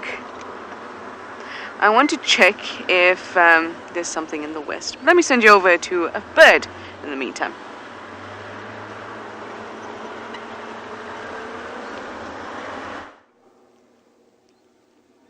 Thank you, Trish, and welcome back to me in the driver's seat. We have caught up with another long-tailed shrike, as Raymond was showing you before, also known as the magpie shrike. Oh, down on the floor. That's a plunge dive he did. As Raymond was discussing, these guys like to use their eyes for hunting, as most birds do. And being a shrike, many of the shrikes use thorns for butchering their prey. And a lot of people might think, what is the purpose of butchering your prey? Now, these birds here are not regarded as raptors. They are regarded as predatory birds, but they're not raptors. All of the raptors have got a differentiation from the rest of birds in the fact that they use their foot to hold the prey and then their beak to rip it apart. Now, that is characteristic of animals that have prey that's bigger than them able to swallow. So a much bigger bite than you're able to chew off. So what shrikes have gone and done is that they filled a niche, they filled an area in the landscape, and they feed on organisms that are a little bit bigger sometimes than other birds will feed on. And they aren't able to hold it with their foot to rip and to swallow the whole thing. So they stick it onto thorns, barbed wire even, and then they can rip it off of that, almost like a butcher would do by cutting off bits of meat from something that's been hooked up. And some shrikes, namely the butcher bird, the common fiscal, they actually use what we call larders, where they'll store those insects, because they'll catch insects in abundance when times are ripe, times are plenty. Another one over there. Times are plenty, and then they can come back to it when they want to. The larder, a way of storing your food, but then also the butcher bird is very characteristic of doing that with regards to territory, and to show the lady, look how much food I can catch for you. Don't you want to come hang out with me? I'm such a good provider. Yes, indeed. So that is what shrikes are very well known for. And that's one of the very common bushveld shrikes you find here, the magpie, occurring in little family units. Okay, so we've had no joy with those leopard tracks. They're male leopard. It's very likely that they are indeed no Landeka. That is me you're talking to. It's very likely that they are very likely that it is Moati's tracks who's gone into the block there. Didn't see him come out.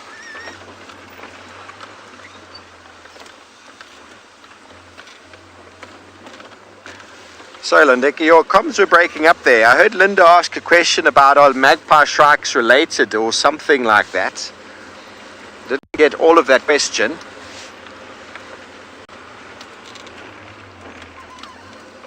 Oh, no.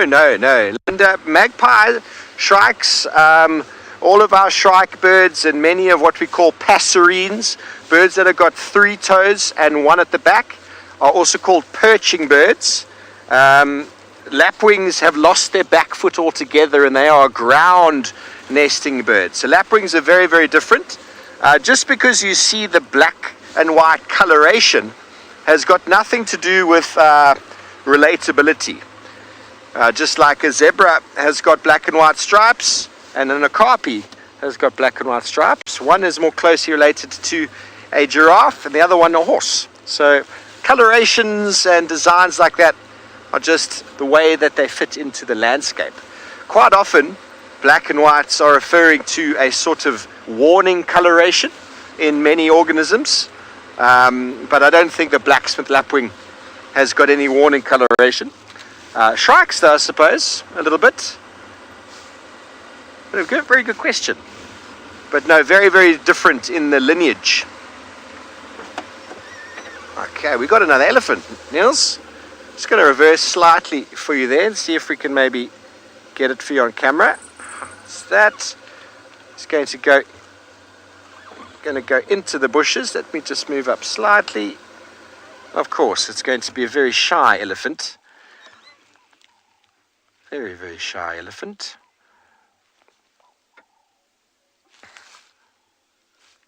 There's normally more than one.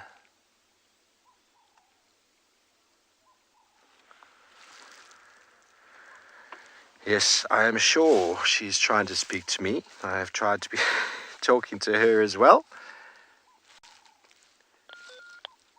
Hang on, everybody. I just quickly need to talk to Trishala while you enjoy this wonderful elephant. Trish. Hi. Nigel just updated me that we is now with the 2 cubs. It's a really nice thing. If you want to go, I suggest you maybe go now. Copied. I am on my way. Thanks very much. Okay, everybody, we're on our way. Let's go to Chitwa. Thanks, Nigel. Steve will come join you. We're on our way to Chitwa. We are going to go see some leopards, if that's all right with you. Sorry, Niels, for pulling out of there so quickly. We're going to go see some leopards. Is that all right? Do you guys mind if we go take you to go see 3 leopards? I think they don't want to, Niels. I don't think the viewers want us to go see leopards. No? Should we make another plan? Yeah, let's make another plan. Let's go find another elephant. I'm only joking, everyone. We're going to go to Chitwa. They have found Sibui with her cubs. So you just stay right with us. We'll get you there shortly.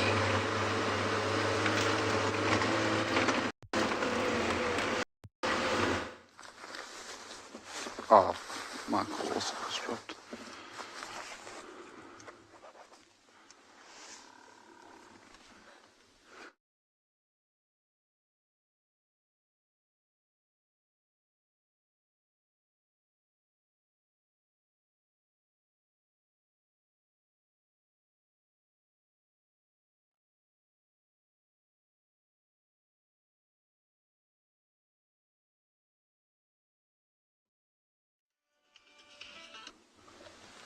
How's it?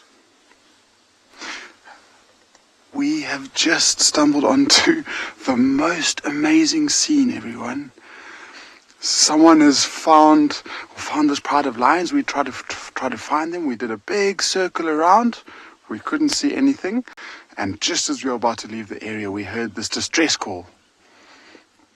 And lo and behold, after following them, this is what we have.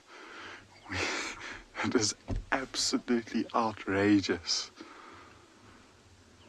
I see this buffalo is still alive. There's a few females there holding onto the throat and holding onto the nose to try and stop it from breathing, whilst the others take advantage and they're all starting to feed now. That one's starting to loosen its grip, so it might think that it's done the job, but look, that leg is still trying to kick a little bit.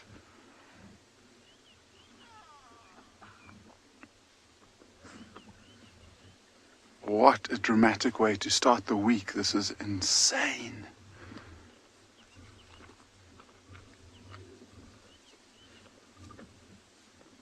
So I think it might be done for now. There's no more kicking, there's no more nothing left, unfortunately. Seems like this buffalo's reached the end of its days, but this is absolutely incredible.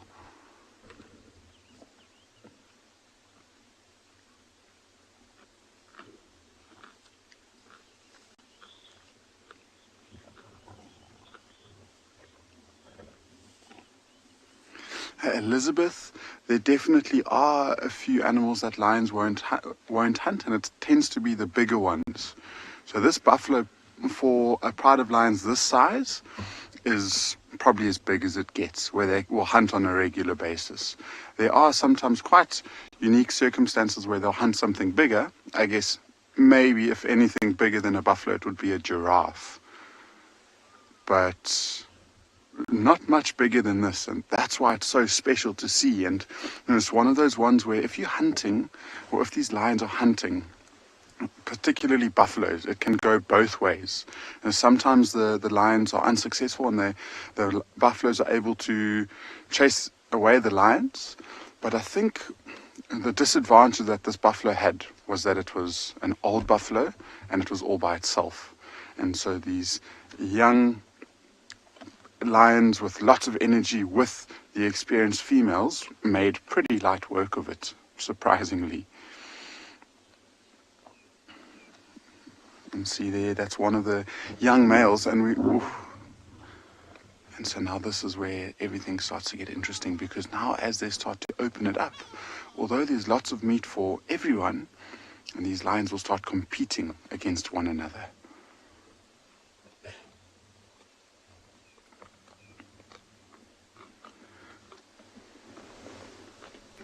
See, it's one of the youngsters there that's starting to get right into the underpart of the front leg.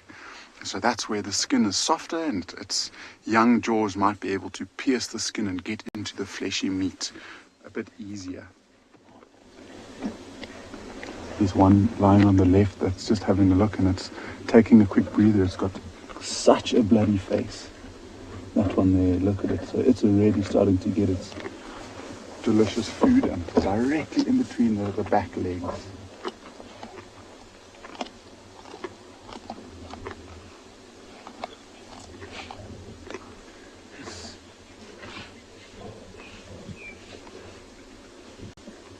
So it's quite incredible how you're just in a situation like this, and you can hear what's going on around. You can hear the crunching of the cartilage and the teeth piercing the bones. You can hear the growling of the lions. This is nature at its rawest. It is unbelievable that we get to witness something like this. And it's already 8:20. The sun is out, it's starting to warm up. I'm sure these lions were probably on their way to try and find a place to settle down for the day, and this buffalo was in exactly the wrong place at the wrong time. Listen.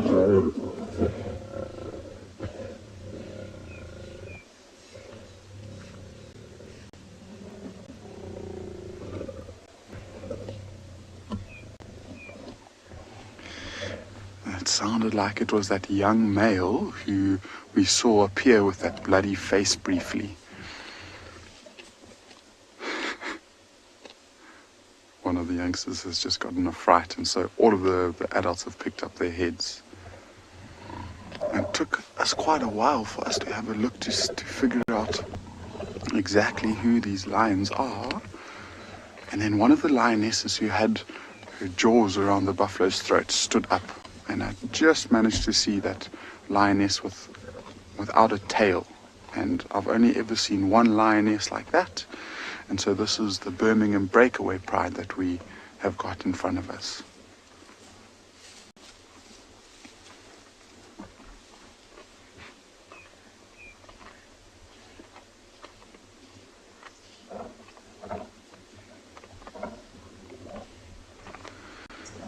It's quite incredible.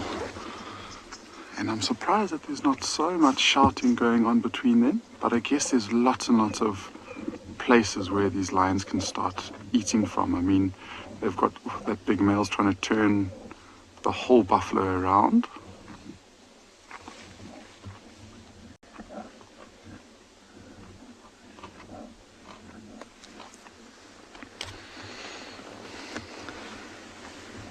Can just imagine, I mean, this buffalo probably weighed close to 800 kilograms.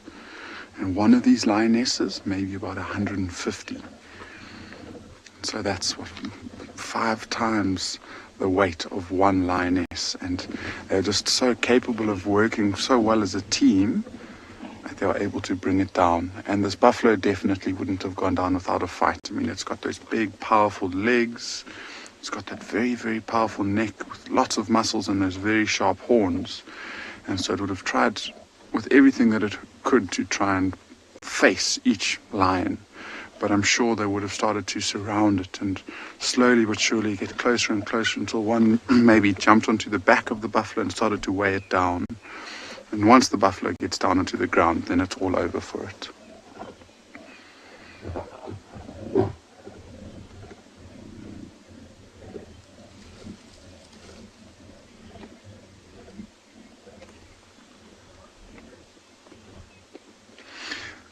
Greybeard, I got most of your question. I think you're asking how often will lions steal from other predators, and it depends. You know, a lot of the time these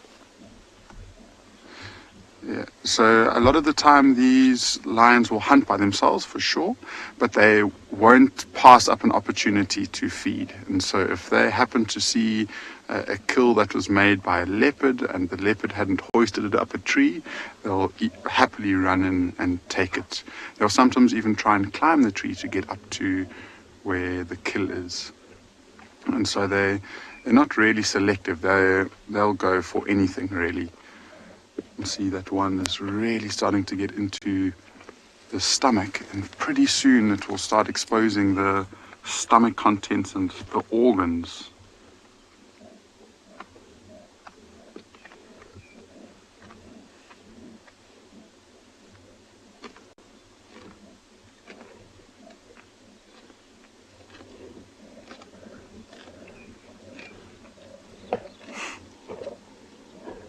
I can't believe this is the way that we're starting off our week. It can only mean that we're in for one amazing week ahead of us. Oh, it's the weekend. Sorry, why do I think it's Monday for some reason? What a way to end off the week, at least. There's one of the youngsters. So that one that's just stood up is a young male. Just managed to see in between his tails. His mane is starting to grow nicely. And then the one next to him is also a young male. There we go. There's one of the old lionesses coming in to greet. It's amazing how she was probably instrumental in the killing, but she's happy to take the back seat and let the youngsters feed. Doesn't seem like she's too interested in fighting over the kill. Butterfly, yeah, I think it would have been a painful death for this buffalo. You know, it happened relatively quickly though. I think when we started hearing the alarm calls or the distress calls, it took maybe about another 5 minutes, and then the buffalo was down, and it's definitely dead now. But hopefully it was so filled with adrenaline that it didn't feel very much for too long. But anyway, Owen and I aren't going to move from here at all, so let's see if anything interesting happens.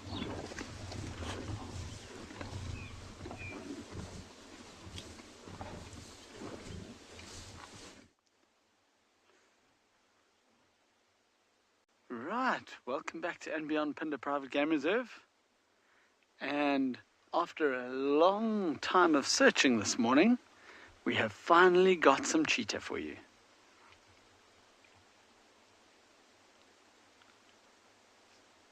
So these are the exact ones that we've been looking for all morning.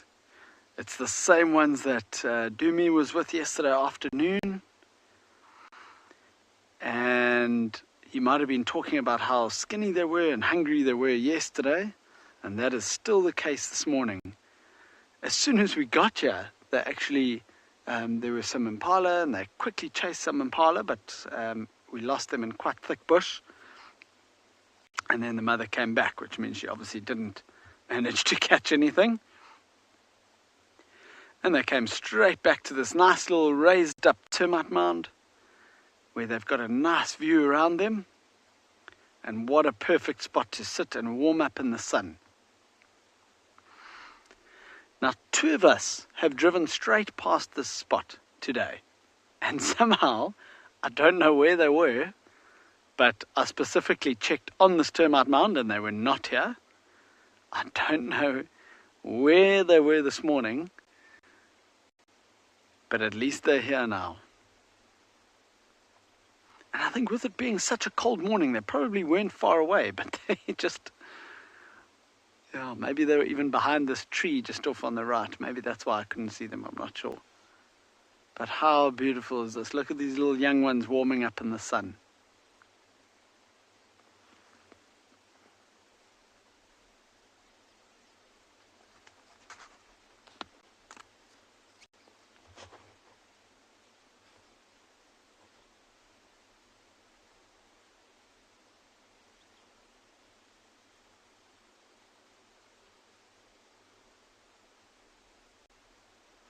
So last time I was doing one of these safaris,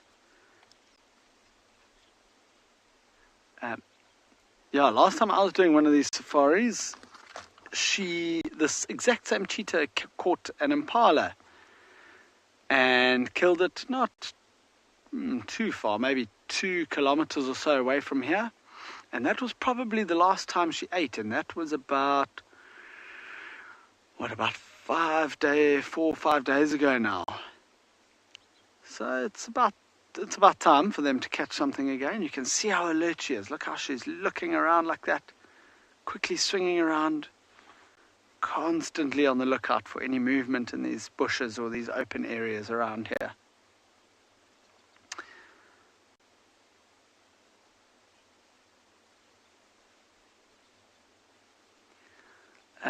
Sorry, someone was asking how far these cheetahs can see just now.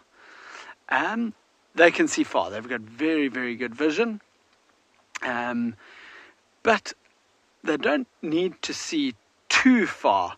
You know, like if they look up onto those hills in the distance, you know, they can probably see if there is an impala there, but they're not going to walk all that way just to find an impala. She'll be looking closer around here in these bushes, and her eyesight is very good, but it's the movement that she's going to pick up on. If there's movement anywhere in these trees or something like that, she'll see that, and that's what will point her in the right direction. But while she keeps scanning out into these bushes and looking for any opportunities, we'll let you carry on with your safari. We'll sit here and see what these cheetah get up to.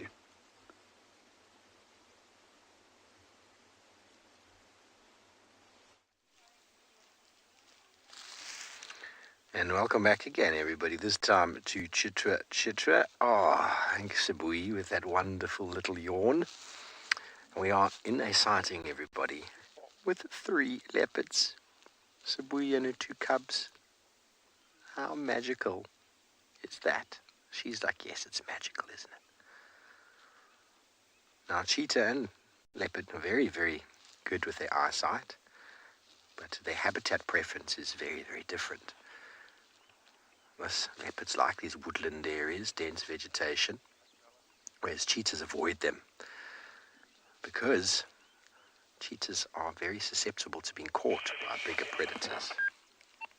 So they like to be out in the open where they can see, pretty much like most of their prey animals do, being able to see.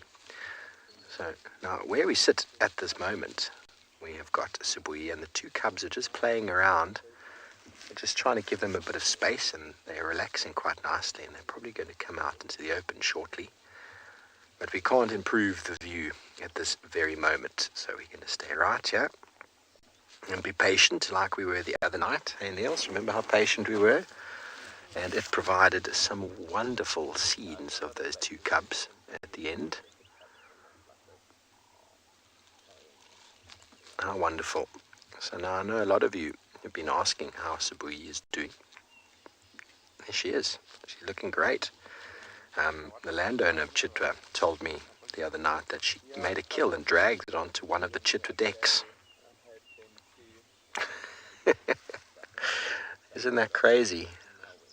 I remember back in the days I worked at Singita, there was a leopard down in the Sabi Sands, Singita property that used to make kills on the patio. I remember the general manager at the time woke up in the morning to find a bushbuck on the couch outside of his sort of balcony door with the leopard on it. That's talk about delivering milk early in the morning. Fresh impala, fresh bushbuck for breakfast.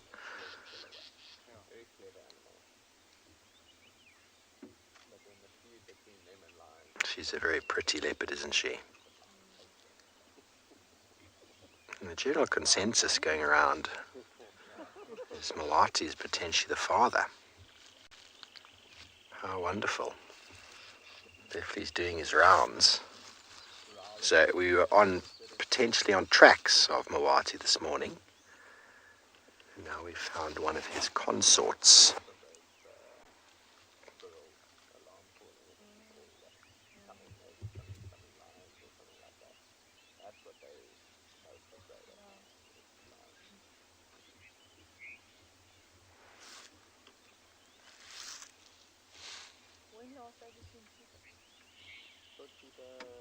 So always just keeping a little bit of an eye on her naughty two little kids.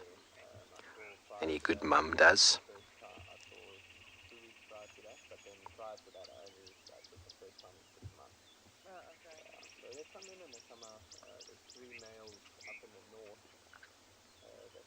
They're going to come out shortly, and if not, I'll make a plan to get a view of them. Jojo, I agree with you. She is a pretty kitty. A very pretty kitty. And her cubs were being a little bit playful the moment before. They'll often come back to her and play with her as well, so I think this is the prime spot for it. Bear in mind, we are live, everybody. These images are coming to you live from Cheetah in the Sabi Sands. And we'll always try to get you the best shots. Sometimes, though, the animal's behind the bush. It's just the way it is.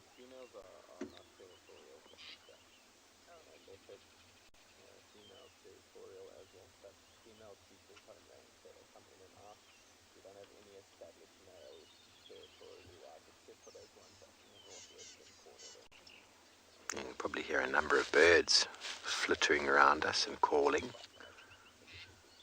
Some southern black tits. Rattling cisticulars. They're all a little bit upset at the amount of cats hanging around in their small territory.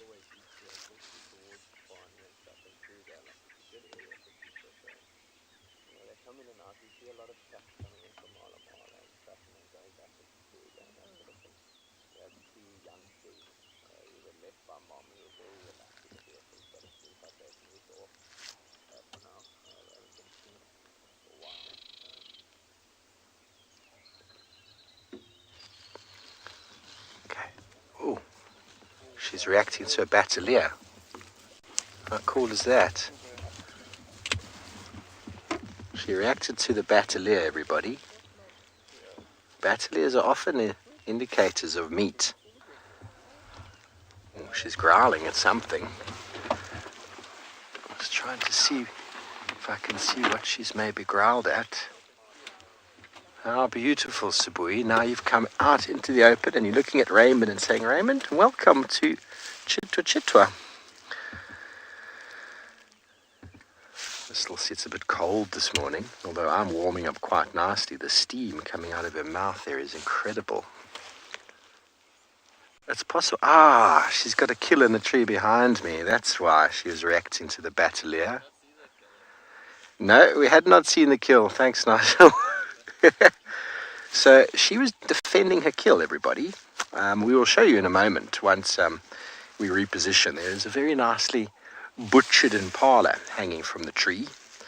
It's not only butcher birds that hang their food from larders. Leopards do the same thing, so as to eat from them at their leisure. And she knew the Battalier was going to attempt, and she was going to tell it what she thought about it. So, how wonderful. Almost certain this will be an established sighting for the day, for the afternoon. There's still a fair amount of meat there, so it's just the noise of another vehicle moving.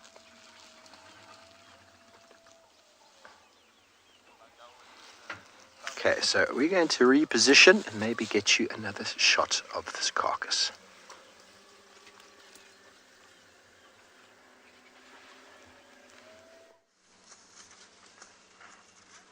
That is just awesome. I'm so glad that we managed to get that sighting. And then when I heard Sabi joined, I thought, oh, marvelous.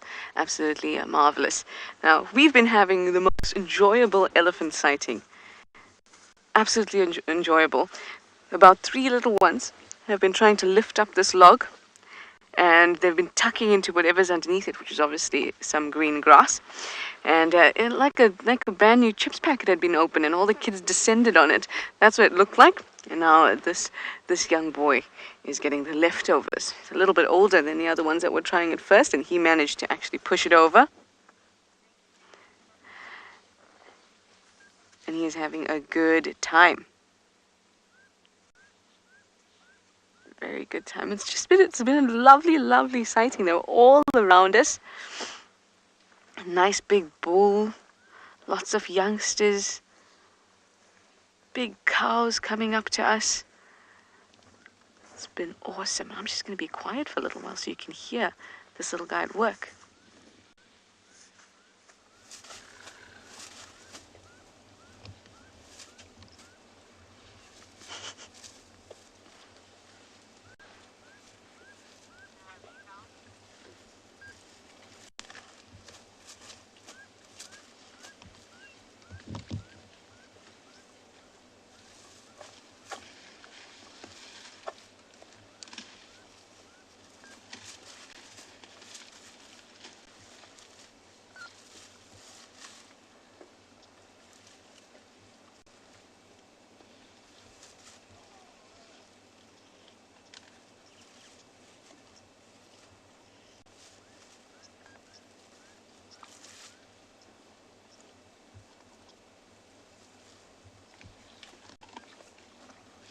Well, this would have been a lot more peaceful without the beeping of the game drive radio.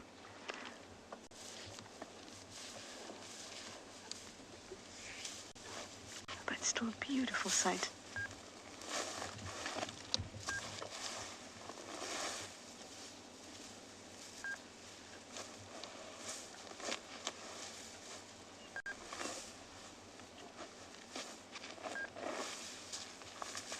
Very good. Very good. Butterfly, you'd like to know if elephants sharpen their tusks. Well, they don't particularly go out to sharpen their tusks, but inevitably they do end up sharpening them in a way because they're constantly using them. In the same way as animals out here may sharpen their claws or may just feel something uncomfortable on their claws, so they run it down a tree. It's not that they're actually going after saying, oh, my claws are a bit blunt, let me go and sharpen them. They're just kind of pulling because something feels uncomfortable.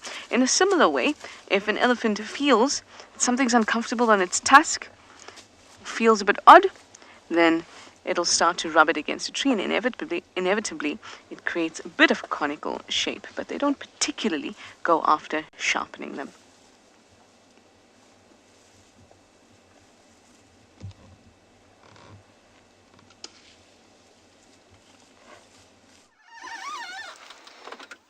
And you're back with us, everybody. Now, I'm just going to slowly reposition, unless you've got it in here, so I just need to move forward. I think I'm going to move back a bit. I'm just going to go back slightly, and then just come around the corner. The Battalier came back and Subui got a bit upset and charged up the tree. Great. I'm just going to get you a nice position of her face over here. How's that, Niels? Okay. There we go. Sorry about the movement there, everybody, but she stood up and she went to the carcass, and then she decided to move away again. She's not hungry at the moment. She's obviously eaten, but she was not allowing... Ah, there we go. That's what we're looking for.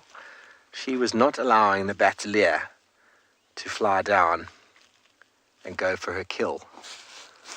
They are very good at spotting these things, bateliers. It's why we use them so often to help us find carcasses and kills.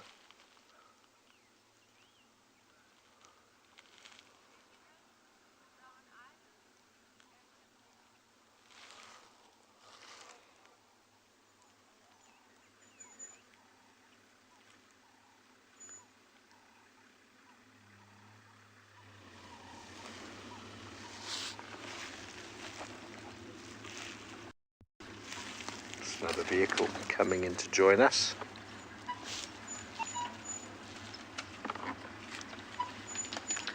Beautiful scenes. This is, everybody, the quintessential image of what people come to the Sabi Sands for, to see these leopards perched in marula trees. Doesn't matter how many times you see this, it never gets old.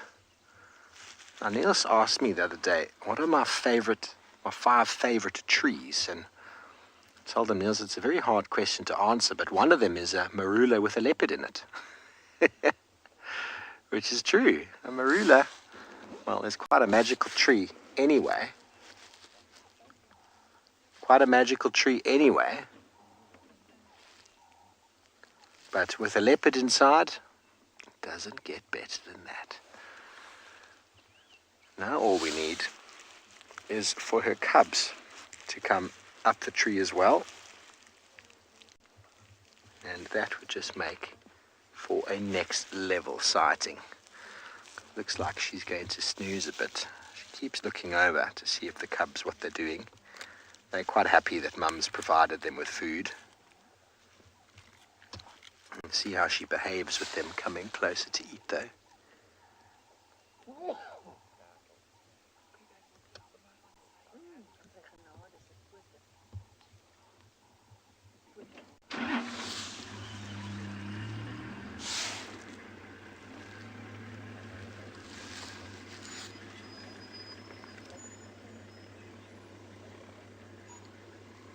Hannah, you want to know what Subui means? I'm going to ask Raymond his interpretation of Subui. Surname. Surname. But what does it mean? What is the meaning of Subui? He says it's a surname. Yes, it's a meaning place. Shed. Yeah. The place or shed? A shed. A shed? Yes. Okay. Raymond says it means a shed. Tuzi. Tuzi. Yeah. I always believed it to mean sort of this place. Huh? Maybe I'm completely wrong. It's Tuzi. Tuzi. Yeah. Under the shed. Under the shed. Yeah. Very interesting. Okay.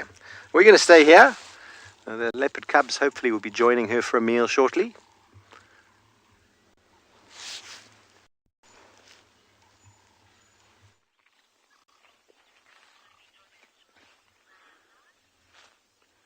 So we've just been having the most incredible viewing with these jackals on this kudu kill. They've been chasing each other. At one stage, 2 of them were fighting in the water, just on the opposite side of the carcass. And you're getting these youngsters coming in, and then the adults chase them off, and they come in, they chase them off again. So there's one approaching from the left-hand side. Look at that, tail down. Classic sign of submission. The more dominant one on the carcass, flicking its tail like that. Very aware of the one coming in. So typically, watch, that one's going to get closer, and then this other one might chase it. Just watch this, watch this.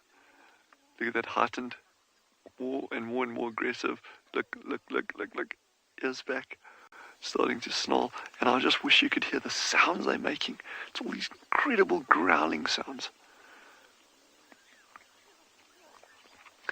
That one's coming in slowly, slowly, slowly. Just give me a little piece, give me a little, watch. Oh, the moment that other one looks at it, it just stops her. It's probably going to move around to the eyes there, or to the head of that kudu. Well, there's not much to be had there in terms of picking, so those eyes have already been taken out. But I'll try there anyway. Oh, there we go. Sniff around there. But this has just been such an incredible sighting. We just decided to stay here rather than moving up to the meerkats this morning. The meerkats, Veronique is there. She's been keeping a close eye on them.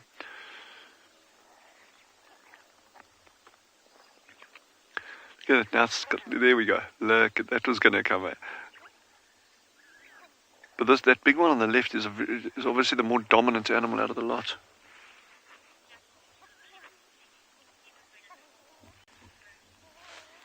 Bonus has asked, will the jackals keep feeding even when they're full?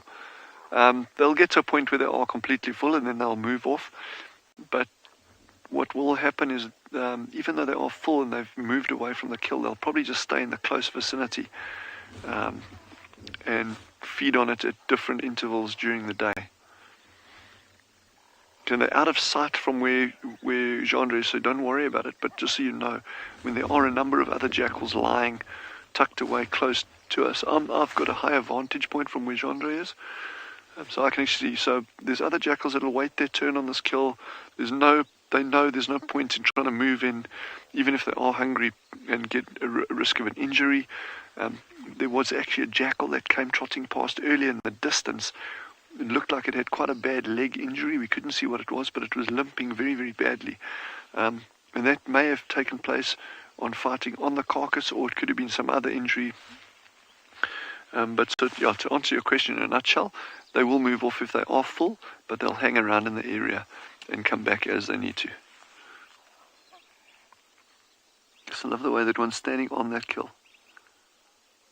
And they've eaten so much, even in the time that we've been here. But this one closest to camera now is very much a dominant male.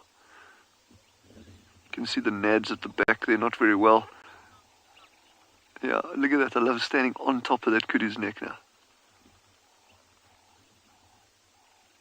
Oh, this is just incredible sighting, man. Incredible sighting. And the last thing that I expected was, I guess you should always expect something out of the ordinary. But to see this kind of action playing out right in front of us, it's just unreal.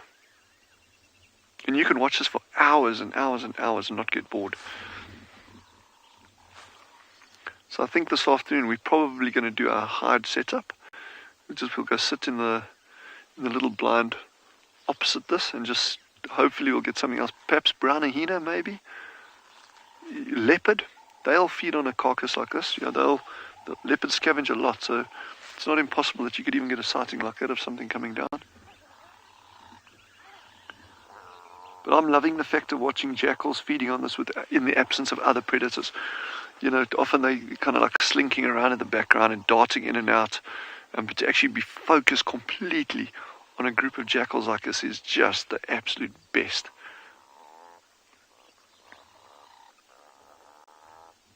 And very much fulfilling the role that dholes will do in India, coyotes, you know, in the States.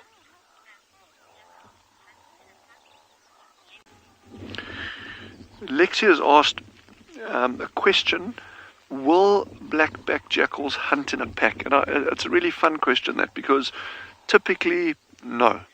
You know, they'll normally forage by themselves or in pairs. You'll often see them moving around in pairs outside of the breeding season. But there are many records of them actually hunting in packs. So you can get... there's one particularly good record from an area not too far from us at a little nature reserve called Riverbed, and there they actually recorded a group of 7 or 8 of them, if I recall correctly, actually hunting impala, adult male impala, in a group. They actually chased this animal into a thicket and managed to take it down there. But yes, this interaction is nuts that we're seeing here. I love the spray of the water. Every single one of those jackals is wet. But back to the question, yeah, so typically they'll be hunting by themselves or in pairs, but they will actually hunt in packs occasionally as well. And that would normally be a family group, so it'll be youngsters from the previous litter, so young adults with a dominant pair actively hunting like that. And even then, taking down an adult impala is quite something. I mean, that's a substantial prey item for a group of jackals.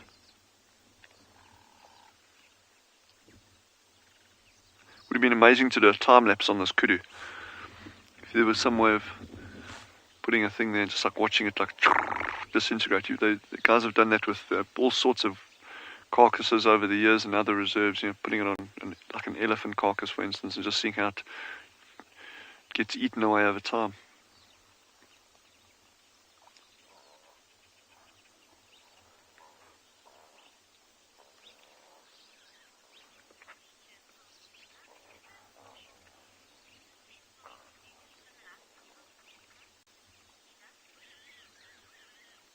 Neva's just asked, is their social behavior similar to a wolf pack? No, they're going much, much smaller family groups. I know wolf packs can get quite large. You'll never get jackals in groups that size. You can see on a big carcass aggregations of jackals. So you could get 20, 30 jackals on a carcass. We've seen that before here as well on dead giraffe and things. But then they'll all split up into the respective family groups. So I guess in some ways, yeah, they would be similar in fact of having a very distinct structure, but they don't form packs as opposed to compared to things like wolves that do form big packs. These are family groups.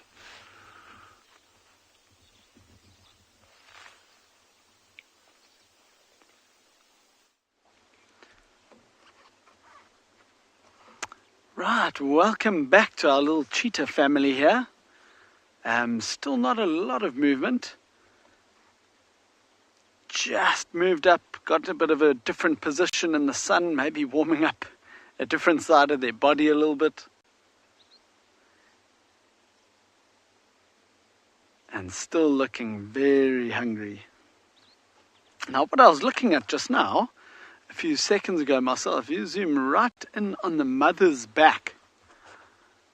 There's a whole lot of, it looks like almost dry leaves or something stuck on her coat. And those are actually little thorns. We call them paper thorns. Oh, look at that. What happened there? They must have just heard a little sound in the bushes and they all got a fright. Anyway, those are all little, we call them paper thorns. They're just thin little thorns and they're really, really annoying actually. But they're obviously growing all on top of this mound and she obviously can hardly even feel them. But I know for me, if you walk around barefoot around our accommodation, or even you often walk them into your room and then get up in the middle of the night and step on one of those, it's really not pleasant. But she's got them all over her back.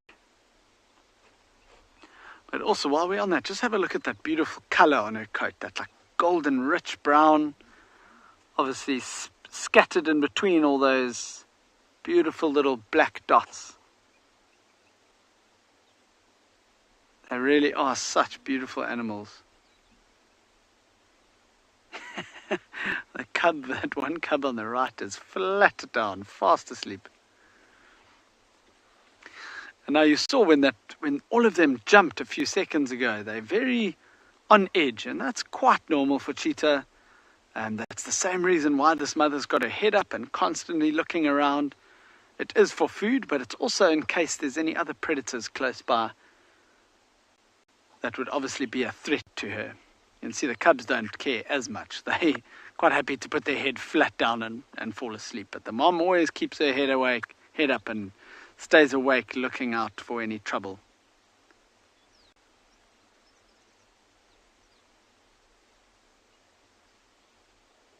What a perfect morning to be warming up in the sun like they're doing.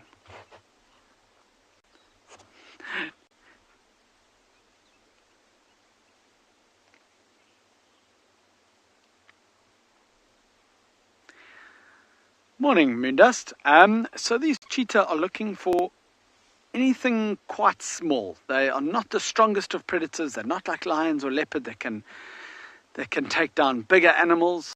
So especially a female cheetah, she's going to be looking for things like impala or even female Ngala. Those are pretty much the two antelope. There are others, there's an antelope called a grey daker, but there's not too many of them around. But anything, even a scrub hare, a little rabbit, even down to the size of that. Male cheetah that are often in coalitions with more than one male together. I've seen them hunt wildebeest and zebra, usually slightly younger ones. And even there was two males here that hunted a young giraffe recently. So that's a really, really big thing. That's no problem for a lion, but for a cheetah that's not as strong as those other predators, that's quite impressive. But pretty much anything that they will be able to get under control and be able to kill quite easily. Obviously, she doesn't want to take the chance of getting injured as well, because if she gets injured and can't hunt, then she's going to die and her two cubs are going to die. They're still too young to be able to fend for themselves. So it's not easy. She has to be quite picky. I've even seen them look into a group of impala, see that they're all males, so it was a little bachelor herd. She sees that they're all males. They've obviously all got horns, which could injure her, and she'll turn and walk away. She'll rather not take that chance and not get injured. Look at that. Eyes closed, but still head up.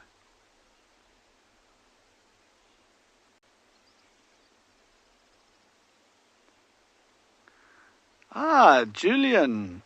What a cool question. Thank you. So those lines underneath their eyes there are firstly all part of their camouflage and just the way they blend into their surroundings. But also, I don't know where you are from, Julian, but one of the theories about why they have evolved these black stripes down from their eyes is that it helps them, because they hunt during the day, it helps to reflect some of the light, absorb some of the light that's coming from the sun and help them to see better even when they're looking straight into the sun. It's quite like your American footballers that have the black stripe of paint on their face. It's very similar to that. That is one of the theories. It definitely will help them, that's for sure. But whether or not that's why it happened, we will never know. But it's beautiful, isn't it? I think it's one of the really amazing things about cheetahs, those black stripes on the eyes. Well, since these cheetah are still resting in the sun here, I think I'm going to spend a bit more time here and let you carry on with your safari. WildEarth relies on support from viewers like you to carry on broadcasting our daily live shows. A small donation goes a long way in helping us on our mission to connect the world with nature. Please visit our support page to see how you can help and become part of the WildEarth family. Welcome back, everyone. We are still here with Sabi, who's looking a little bit more relaxed, as you can tell. She's decided to have a little bit of a snooze. But Niels, if you don't mind, on the floor below the tree here on the right, there's a starling there that is eating a little bit of meat that has been dropped. You see the starling just on the right there? Oh, it stopped eating it. It had a little bit of lung. It looked like lung or stomach. And another starling. Yes, that's starling at the back now. One of the back has got the stomach now, or the piece of meat. How interesting. How interesting is that? Now, that's a piece of something that's fallen off from this kill. And see how I spoke earlier about trikes impaling stuff so as to break them and tear them apart. This starling is going to have to rip that apart by flicking it. It's not going to be able to swallow that whole thing. And they don't have the ability to hold it with their foot. Like raptors do. So it obviously flicks it around, can't break it, or leave it alone. Interesting to see these starlings scavenging off of what's been dropped from this carcass. Very high up in the marula tree. There we go, everybody. This is what people come to the Sabi Sands for. Right there. Very comfortable looking cat. Perched beautifully in a magnificent marula tree. Legs hanging down. Impala legs hanging down as well. You can see at the back there, there's a female impala that's perched precariously over the edge. Now that's a 40 odd kilogram, so 80 odd pounds that this leopard's had to carry up 4 meters, 4.5, 5 meters up in the mouth, using the strength of the muscles and the claws attached, which is quite incredible. I mean, can you imagine trying to pull yourself up a tree with your nails, let alone something that's almost the same weight as you? Quite incredible. And sometimes you will see a leopard trying to hoist a kill with their cub nearby, and the cub trying to grab the other end and pulling it the other way. Very frustrating.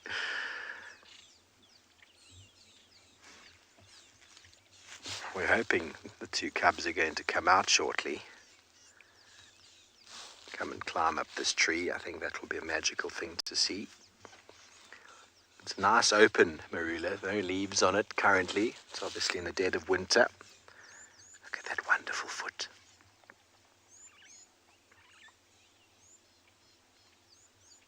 That is what leaves behind us such wonderful tracks.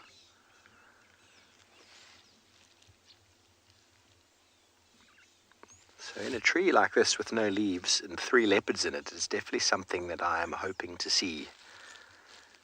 Cubs are obviously very agile, very able to climb after 3-4 months, 4.5 months, able to climb, no problem. Their age, they'd be able to go up this tree very, very quickly. And the biggest issue Mum has is that the youngsters aren't as experienced at feeding in the tree as she is, and quite often will drop the carcass to the floor, which can be a bit of a problem if there are scavengers around. Don't see any scavengers around, only these small, beautiful little birds.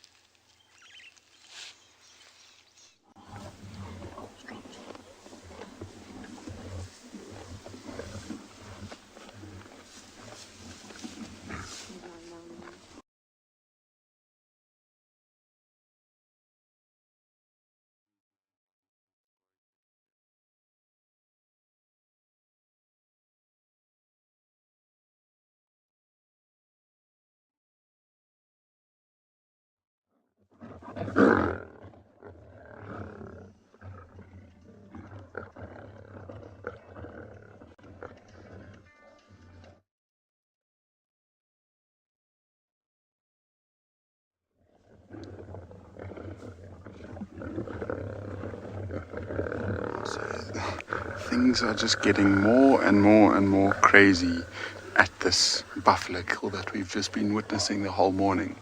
The 2 dominant males of the area have rocked up. They must have heard the buffalo distress calling and they've arrived in the scene, and surprisingly not too interested in looking to kill or looking to feed on the buffalo at least. But if you were with us 20 minutes ago or so and you saw that young male that was feeding off of the carcass, the only thing that they've been interested in is getting that male away, which I found very, very interesting, especially because there's a fresh buffalo carcass here. But they have been roaring, they've been showing their dominance, they've been trying to chase and drive that male away, and so far they've been successful. He left, as far as we can tell, without injury, but it's so interesting to kind of feel that that young male is going through exactly the same thing that that young Birmingham Pride male is going through at this moment in time. So one of the males has returned and he's lying in the shade of the bush that's just off to the left of the buffalo kill, so we won't see him. He's in there and he's basically just watching over what's going on here. whilst the rest of them are all just, it's amazing. There's been so much action going on around and off of the carcass, but the youngsters have got one thing on their mind, and that is just to feed as much as they can. And so they have just been feeding in as many directions as possible. We've got quite a gruesome view of that face, and so the nose has been peeled off the cheek. Basically all of the soft tissue around the face is completely gone now.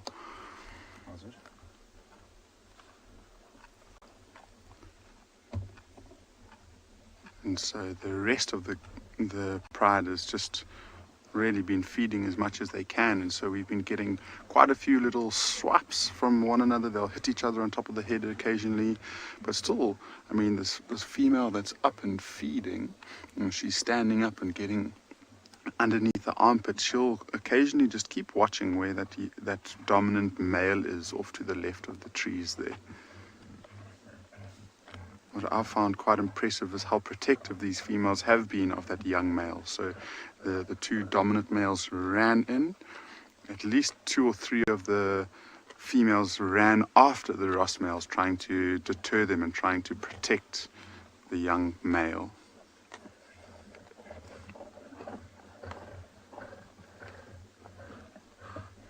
We're hoping that he maybe got something to feed.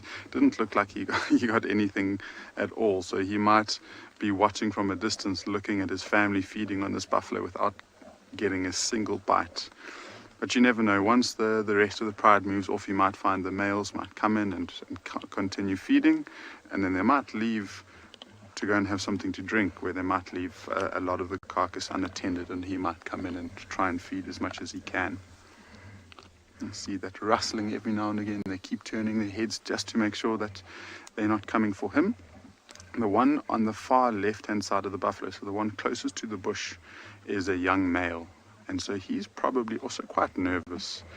I don't think he's quite yet at the age where the males are that interested in him. They probably don't really perceive him to be too much of a threat.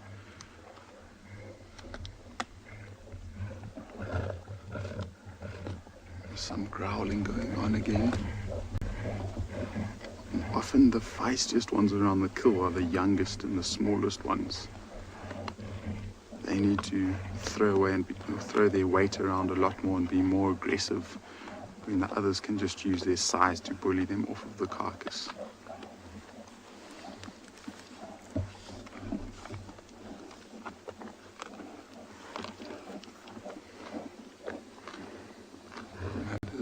Quite a view there.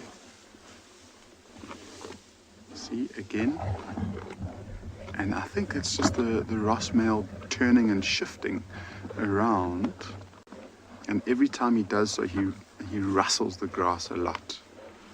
And when that happens, obviously there's a lot of noise, and these ones just pick up their heads and make sure that he's not coming for them.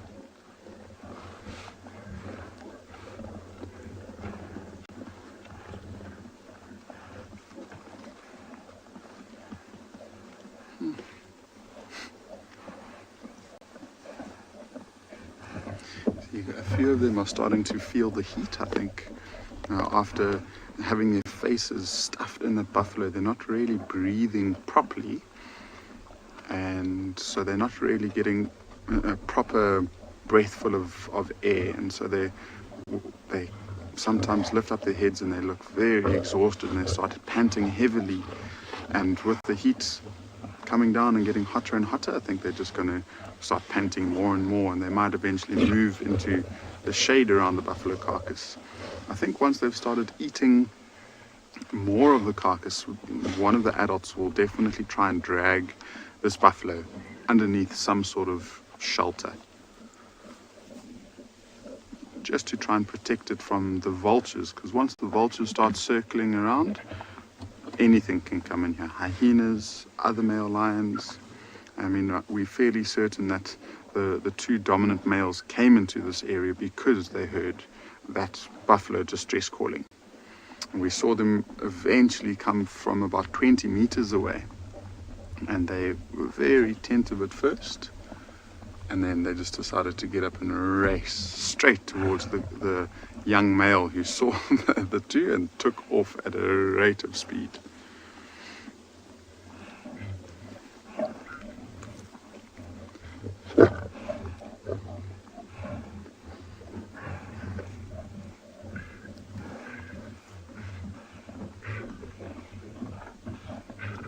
See, a few of them, I mean, they've got their ears pinned back still, and that's quite an aggressive posture around the carcass, but some of them are slowly but surely starting to close their eyes.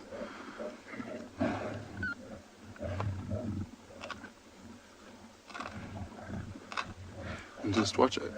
And with the one standing up, when she starts growling, just focus on her tail. And every time she makes a noise, she flicks her tail from side to side like that. And that's a very, very good indication that she's a bit agitated. And the tail's flicking from side to side. It's a visual cue that she's not happy. So when she growls and starts flicking her tail, and she's essentially holding quite an aggressive posture as she's feeding over that spot. And she's just deterring the lions on the right and the lions on the left of her not to get into her spot. And now on the right hand side, we've been joined by the big female. She's one of the lead females who's now feeding on the face, and she's the one without a tail. And so I would imagine that she would probably be responsible for probably leading the hunt with this buffalo.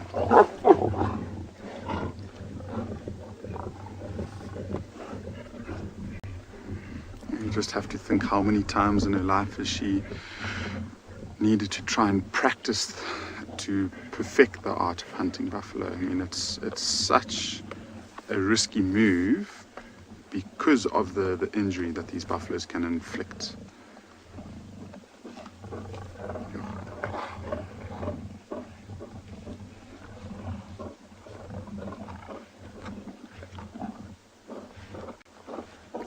She's just so powerful.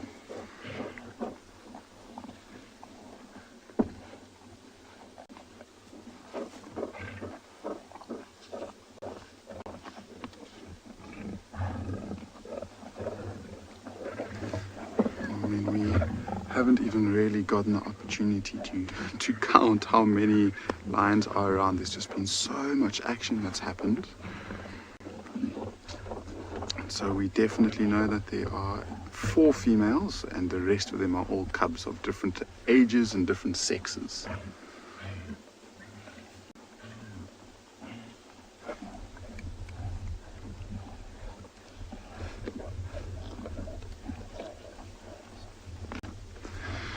And so, yeah, it's been absolutely fascinating to watch and unfold. And we probably aren't going to move around anytime soon, and see if maybe that young male decides to return for his share of the buffalo.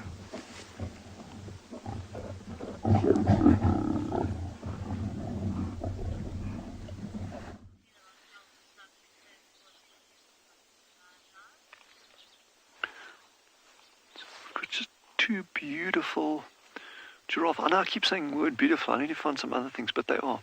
That cow, which is the one closest to the edge of the water, and then the big bull. And if he comes down to drink, you'll actually see how much taller than he really is. There you go. That's giving you a nice idea of the size difference between the male and the female. So the female is the one on the left, male is on the right. And they're going to come down for a drink. They've actually been sort of like loitering in the background. He's been constantly sniffing her, seeing if she's ready to mate with, if she's an estrus. And she doesn't seem to be particularly interested, but he will keep trying, as you can see.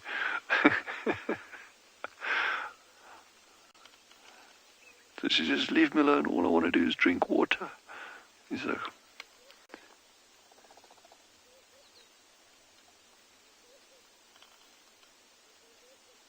she's very aware. So Jadra and I were chatting about something interesting here, in terms, and we know elephants are very aware the concept of death. And they pack branches over other dead elephants, and you'll often see them holding the bones. But what about other animals? Do these giraffe get down to the water, and are they aware of the death of this kudu? When a warthog comes to drink, and we know warthogs will even feed on carcasses, but is there that sense of, okay, this kudu has died, and it's, and so there's certainly different levels of that awareness, and we know elephants are very, very aware of that. But what about these other things? That's just an interesting train of thought, something to explore. I'm loving that giraffe with a huge weaver nest in the background. So you got the tallest animal, and you got the largest nest.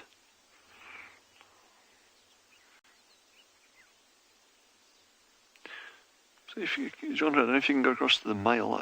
You see the ripple, the reflections of the water running along the underside of that male. I don't know if you can, well, you can see that. But I always think, those of you who have swimming pools at home, if you look at the pattern of a giraffe, it always reminds me of a hot summer's day when you get the ripples on the bottom of a swimming pool, in a weird kind of way. The patterns on a giraffe, and looking at the ripples underneath that male, the reflection of the water underneath him, it's pretty cool.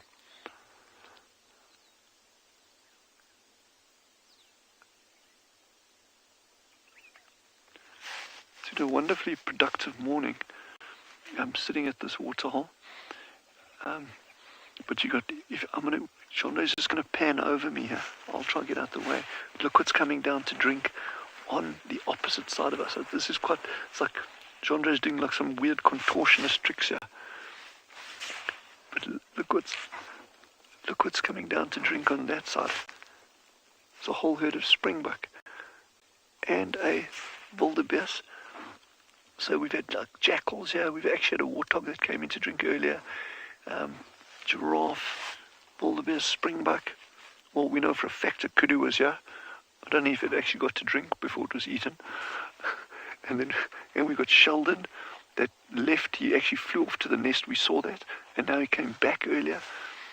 So he's now waiting here during the day. The female will actually leave the nest later as well, because remember, even though she's incubating, she'll have to come and drink and feed at intervals. Not so much drink, but feed at intervals.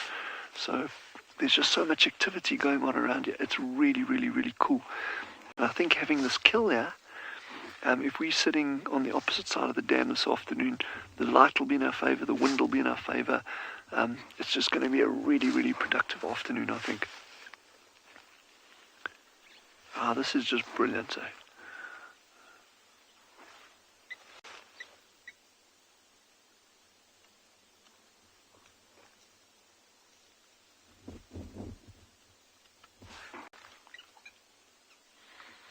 She's got one thing on her mind, and that's drinking, and he's got something entirely different on his mind.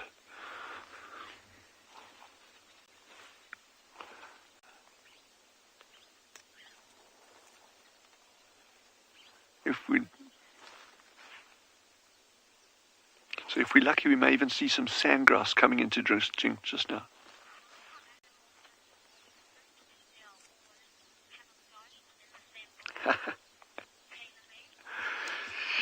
Taylor Meg has asked a brilliant question, probably one of the nicest questions I've been given in a long time. And I'll tell you what the question is, but I'll say first, I don't have an answer for it.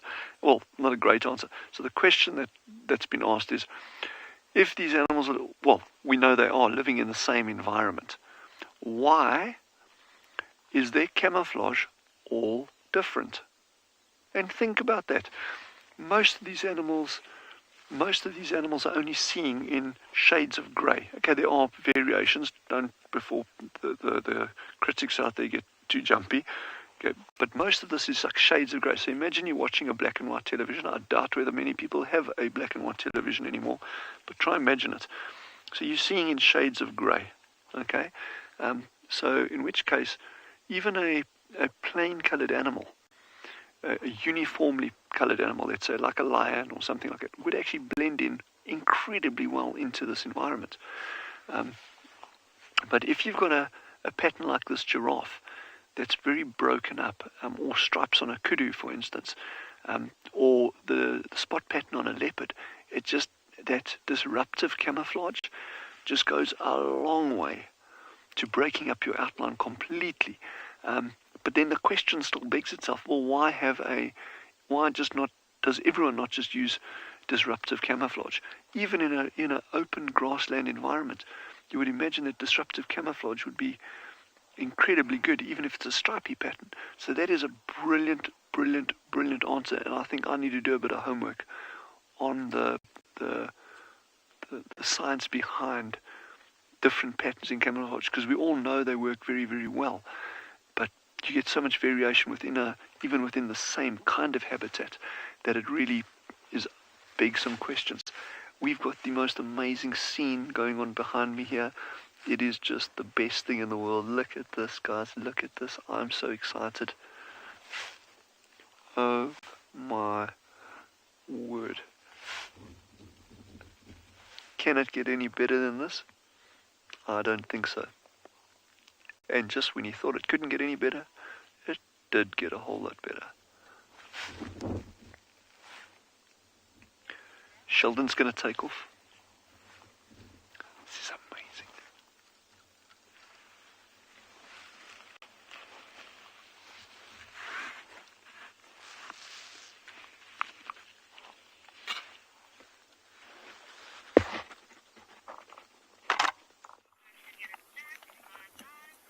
So we've also got a beautiful waterhole scene with 3 nice elephant bulls, a whole herd of impala, and that very dark giraffe that we had seen, I think, a couple of days ago. He's also here at the water. He's a bit nervous to drink with the elephants there, but he wants to come close. You see, as he walks slowly towards the water, you might get a chance to see him drinking. It's the very, very dark, handsome giraffe that we saw the other day, always looking towards us. Hello, Mr. Giraffe. And these 3 elephant bulls are also beautiful. The one in the large elephant bull, that is Kumo, as we've seen him a whole bunch of times. Remember, Kumo is that elephant who had the collar on him, and you can tell it's Kumo because of that wound on his trunk, just between his tusks there. You can see there's a little scarring. That's how we identify this particular elephant beautiful. And very, very relaxed, and it's nice to see them so easy with each other and with the other animals at the waterhole. Quite often, when elephants are at the waterhole, they tend to chase everything else away. So these elephants are going to continue drinking, and the other animals will arrive, and we'll just wait and see what happens.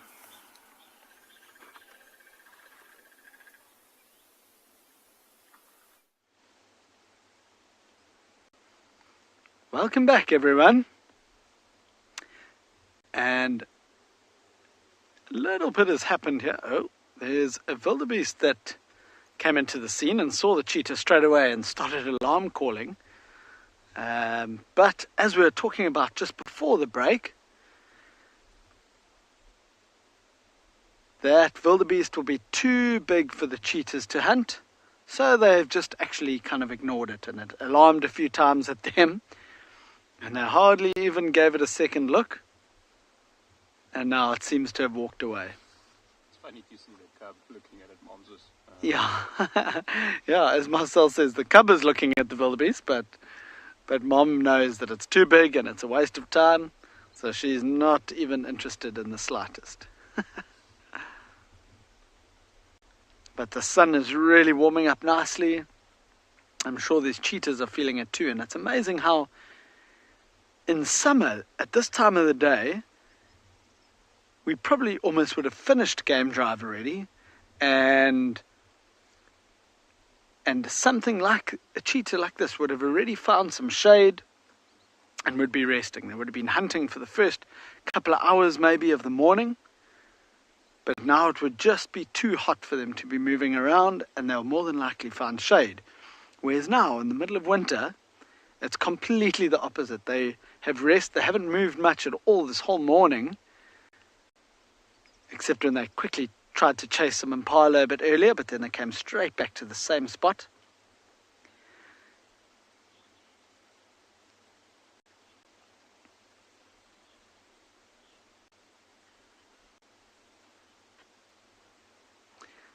Kiki, that's a very good question. Why are their snouts shorter than other cats?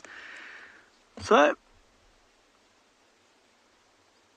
I don't know if, I suppose it is slightly shorter. I've never really noticed that. But yeah, it is a bit shorter than, say, a leopard or a lion. And it could maybe be to do with their sense of smell. Because a leopard and a lion hunts more where there's a lot more cover, so in the trees, usually in thicker areas, they have to get a lot closer to whatever it is that they are hunting. And maybe they would need a slightly better sense of smell to be able to help them with that. Whereas a cheetah hunting out here in the big open grassland is not relying on scent at all. And they've still got pretty good sense of smell, but they're not relying on their scent at all. They're using their eyes to scan around, look for any movement of animals, and that's what's going to help them to successfully hunt. So I'll just say that's probably it, but that's my own little variation of it. Who knows if it's right? But that makes a lot of sense in my head anyway.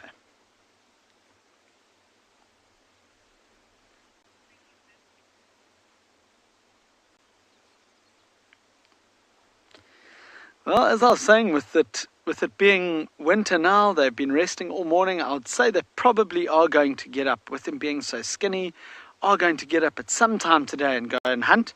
Unfortunately, it wasn't our morning this morning for them to get up and do too much, but we've always got this afternoon's drive, and yeah, maybe we can try and look for them again this afternoon. We'll see what happens, but we'll let you carry on for now.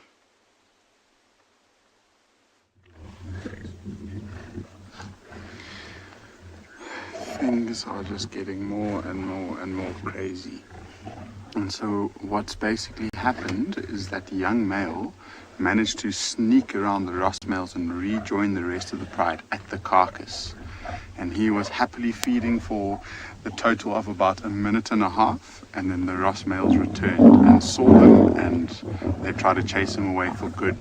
He got a good head start and he turned and bolted.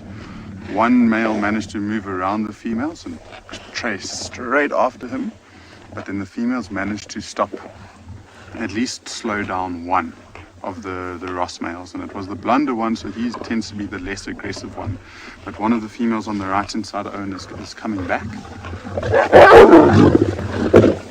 Wow, I'm sure you can hear the craziness. We are definitely, and here come the Ross males right on cue. They're walking straight behind the vehicle, so they're going to come in now. What an amazing way, like I say, such a beautiful way to start the weekend. It's been utterly ridiculous. The noises, the action, the violence, the aggression, it's all just reiterated how powerful a lion can be.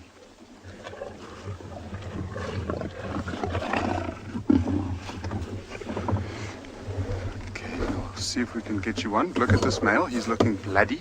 He's got blood on his face. One of the females must have been able to get him.